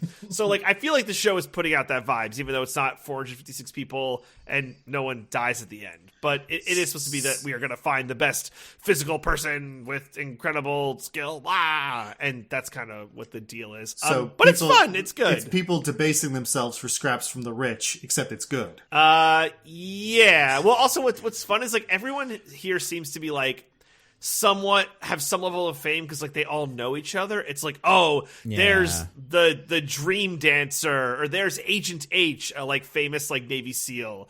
There's the gymnast YouTuber. So it's like a whole vibe that's going on, but it's good. It's a good show. I've been enjoying it. So yeah, check that out. It's on Netflix while you can still password share. And once you don't have Netflix anymore, I don't know, go cry about it. I don't know what to tell you. But Physical 100 on Netflix. We would certainly never tell you to do anything illegal on this podcast. No, do not do anything illegal. You will have no recourse once you don't have access to your Netflix. Mm-hmm. Yep, that's it. I mean, listen, most of it's not that good anyway, so, what are we losing here? I gotta miss Red Notice 2. You don't want to watch both seasons of Warrior Nun? No. But Nando, what about Love is Blind and The Circle? That's true. And Perfect Match. That I'm going show to have could be to good. get into Traitors or whatever the NBC ones are.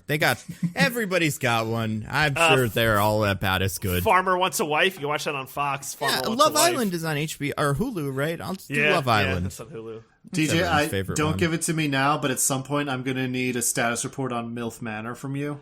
Not watching that shit. I downloaded it. I mean, legally got it because I couldn't figure out how to do that. And so anyway, I have it, and I almost watched it, but I didn't. So I will watch it though because I keep forgetting I have it. I'm legally. not watching that shit. I refuse. Diggins, do you have anything to rec for the fine folks? I do. Real quick for me first, an unrecommendation. For the Dear Evan Hansen movie, which I watched with some friends for a bad movie night. We did Dear Evan Hansen and Cats, and that's fun. Cats was a warm, loving embrace after Dear Evan Hansen. Dear Evan Hansen is a nightmare of a movie. Do you think you watched them in the correct order? Like, would Cats, Dear Evan Hansen have been better? No, that would have been way worse, because then I would have been like, I'm having such a great time. Cats is so fun. And then I would have felt like I was dying. Instead of slogging through in order to enjoy the benefits of watching Cats, one must endure the terrifying ordeal of watching Dear Evan Hansen. I get that. Mm-hmm. Mortifying ordeal. I'm sorry. That's the phrasing. Them Nepo babies, man. Mm-hmm. It makes it all worthwhile. All the criticism. You go, well, they're all good, right? And it's like, no, but then Dear Evan Hansen happened. Okay, never mind. Anyway, mistake. But I have an actual recommendation to go along with that, which is not going to be a surprise to anybody who knows me even a little. A little TV show came out since last we recorded on Peacock, a service I have access to. Have access to? Yes. Yeah. Yeah, my sister has it, and I use her account. Okay. little show called Poker Face. Yeah. I've seen so many ads for this. Is it good? It's really good. Well, I guess you're recommending it, so yeah. Yeah, Wow, it is. So it's a show by Ryan Johnson. Or he's like the showrunner. He didn't like write and direct every episode or anything. But the idea is it's a Columbo style detective show, which is to say every episode starts with showing you the crime, who committed it, and how it happened. And then we cut to the main character, played by Natasha Lyonne. Like, we jump back in time, see her, what she was doing in all that time, and then follow her as she solves the mystery that we already know the answer to. Yeah. So it's very much that same kind of Columbo thing, where it's like, the joy of it is watching this weirdo just like hang out with people, and criminals underestimate her because she seems so lackadaisical. Mm-hmm. But she's, Columbo was like, he was like a scruffy detective, but he was still ultimately like a respectable figure. She's like a grimy drifter. Yeah. So it's yeah, it's a lot like grungier and like more working class settings and situations than Columbo was. But it's really fun. Natasha Lyonne is great. This show would not work at all if it wasn't fun to just watch her hanging out with people. But she is so fun to watch. She's great with like the kind of deadpan dialogue and the quips, but also like when it needs to be a genuine connection, you believe it from her. Mm-hmm. So like she is perfect casting for this role. So yeah, it's just like it is very much like an episodic, mystery of the week kind of old school detective show, which is great. It feels very cozy.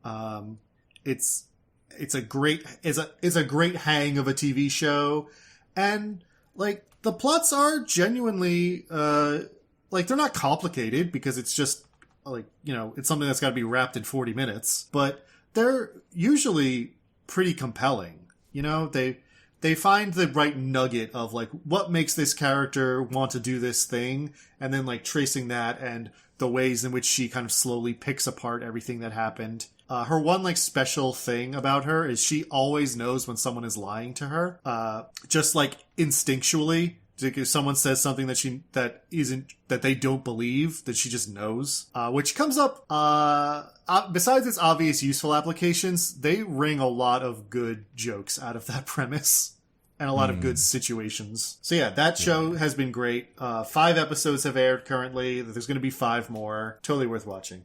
Nando, do you have anything you'd like to rec? I mean, I was going to rec this too, because I watched it. Obviously, I love Peacock, and I watched it, on the day it came out, and then the new one yesterday. Yeah, it's really good. My favorite. Okay, 2 things that I think are fun. One, I think it is one of the most. How do I describe this? Okay, 3 things. One, they reference Burn Notice in it, a show I liked. I thought that was fun.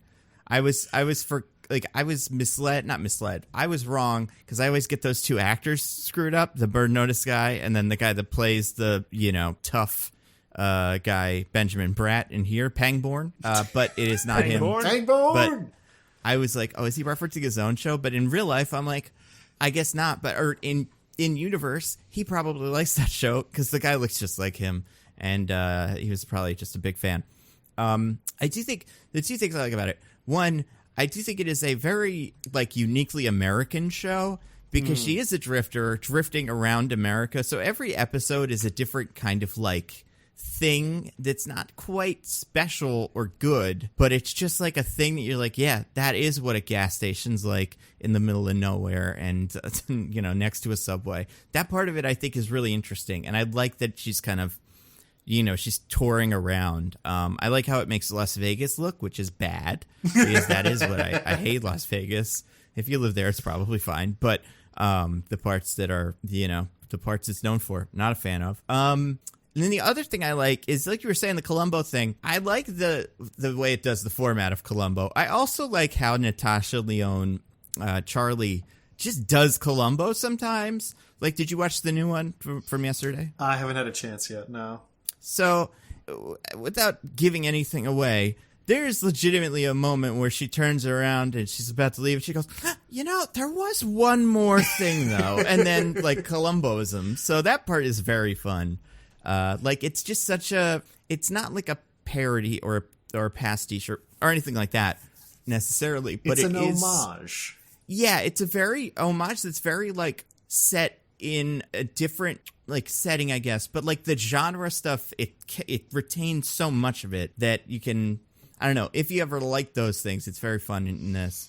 Right. So, yeah, That's something Rian Johnson has always been very good at. He understands genre conventions so well that he is able to kind of plant them in different or unusual situations, and it's still very legible. Like, right. His first movie, Brick, is all about taking, like, a hard-boiled classic noir story filled with, like, sex and lies and stuff, and putting it in a high school with like, basically unaltered dialogue and, like, speech patterns, and it all just works. Because he just commits to it so well. Yeah. And also, the other thing about it, because Natasha Lyonne's good, the guest stars they get are great. Oh, yeah. Adrian Brody in the first episode is terrific. And other characters who I don't want to spoil. But like, I figure Adrian Brody you can't miss, because before you start the show gives you a trailer. You cannot stop giving you trailers for the whole show in between episodes, at the end of an episode. So it's going to be really hard to go into that not seeing Adrian Brody's face once. But he's so good. I think Peacock is trying really hard to make this one happen because they need a hit, and it is a good show. Yeah, it's great. I've heard a lot of people have been watching it, which I think is good. Yeah, I'm very excited to see. Do you have a favorite episode, Diggins? I really like the Texas barbecue episode. Me too, yeah. That was fun, especially when you get the reveal of what actually happened. I think I like the ones the most where she is way too involved in the situation. Oh my god, the reveal of what caused the opening of that episode to happen is so funny. I've only seen the first half, but it's probably good at the end. That was cute. Such a funny line. Yeah, oh, that show rules. Yeah. And it's good, like, it's obviously filmed really well, but, like, it doesn't feel like a procedural, like Law and Order or something like that. It feels like you're watching a movie, which is nice. Besides that, I don't know, I've been reading some comics. I feel like I might have recommended this, I might not have. I started reading because I put out a video about Deadpool the other day. I read the Gail Simone Domino run, where Domino is just, like, I don't know, kind of a mess, but it's fun. It's kind of recent. It's the one where she really wants to have sex with Shang-Chi, and she does. Who among us? She tries her little damnedest to do it, but it's fun because it's a low-stakes kind of, X-Men adjacent story. But also, I have always found Domino's powers interesting, and like a book that spends a lot of time with that and goes like, how does she feel about this, and like, what does she think is happening? Is pretty cool. So I'm enjoying that. It's on the Marvel app now. What are we doing next week? We gotta put up a poll or something. Yeah, I don't want to knock on the cabin, but is that next week? It is. Or we could do Plane. Is that vaudable? I gotta go to a movie. If Plane's vaudable, I'm super down for Plane. I have no idea. I wouldn't be surprised. I mean, we have at least one more movie that we're very close to clearing our movie debt. We have the My Hero Academia movie, so it might be a good idea to just knock that out. Well, although we also have the Super Mario Brothers movie, but we're waiting until before the new one to do that. Yeah, we can do Johnny Stecchino. And Johnny Stecchino, sure. We have Ant-Man in 2 weeks, so if there's something that makes sense leading up to that, we could do Ant-Man, yeah, we could do those. But I feel like we've talked him to death, and we definitely did the second one. So I don't know, guys. We got to do the Woody Allen movie, Ants. Oh yeah, that would be funny. That would be funny. But yeah, I mean, we'll see. If anybody has suggestions, let us know. It looks like you cannot VOD Plane yet. So sad. Are you sure? Lionsgate said beginning February 3rd? Oh, really? Did they? Unless I'm reading the internet wrong. Oh, maybe it's like today and they just haven't changed their website. Because right now the website for Plane Movie doesn't say anything about that. In fact, it currently says only in theaters, but I have a feeling they just didn't change it yet. I mean, it's $20, but I'm seeing a rent on Google Play. Let's go. Incredible. Let's go Plane. Let's go. All right, maybe we'll do Plane. If anybody has a much better idea, let us know. But yeah, maybe Plane. All right. DJ, do you have anything to plug? Just Roses and Rejections, Cover and Bachelor. Check us out. Sick. Diggins, any plugs? Just usual stuff. Newsletter, littleperspective.substack.com, and I stream sometimes at twitch.tv/thisisanodname. Nando. videos. I put out the Deadpool 3 pitch the other day on YouTube. I did a live stream talking about the James Gunn stuff that I think you can also still watch on YouTube. Nebula has my next video, which is kind of like it's my like just like what's going on. What like not like why was the Batman not like bad, but why do I think it kind of failed the Riddler? And I go through that in detail. It's a good video. So if you have Nebula, you can watch that now. Besides that, I don't think... Oh, you know what? No, I actually have things. I have so many things. I was on a podcast the other day for the cult... Oh, gosh. I have to make sure I get this right. Well, okay. I was on a different podcast. So I was on the Paprika podcast the other day for their... it was like a casting podcast where they try to recast a movie that's already exists. So like they did like Godfather. That was the one I was on. So it wasn't like this is a good idea, but it was like, let's say they wanted to make a Godfather. Who would you cast in those roles today? So that exists.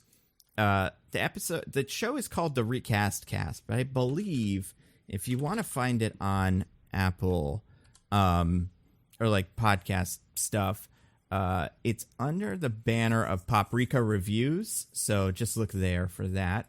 The other one, okay, so it's the Cult Pop Podcast. I was right about this. And the episode that I was on for them was episode 12. It's called Cult Pop episode 12, James Gunn's DCU, where we talked about all that stuff. So that was fun. Listen to that, either of those, if you want to hear more things. Until next week, I've been at Nando V Movies on Twitter. I'm at Zippy by Day. I'm at This Is an Odd Name. Goodbye, everybody. Goodbye. Woo! Bye. We love you.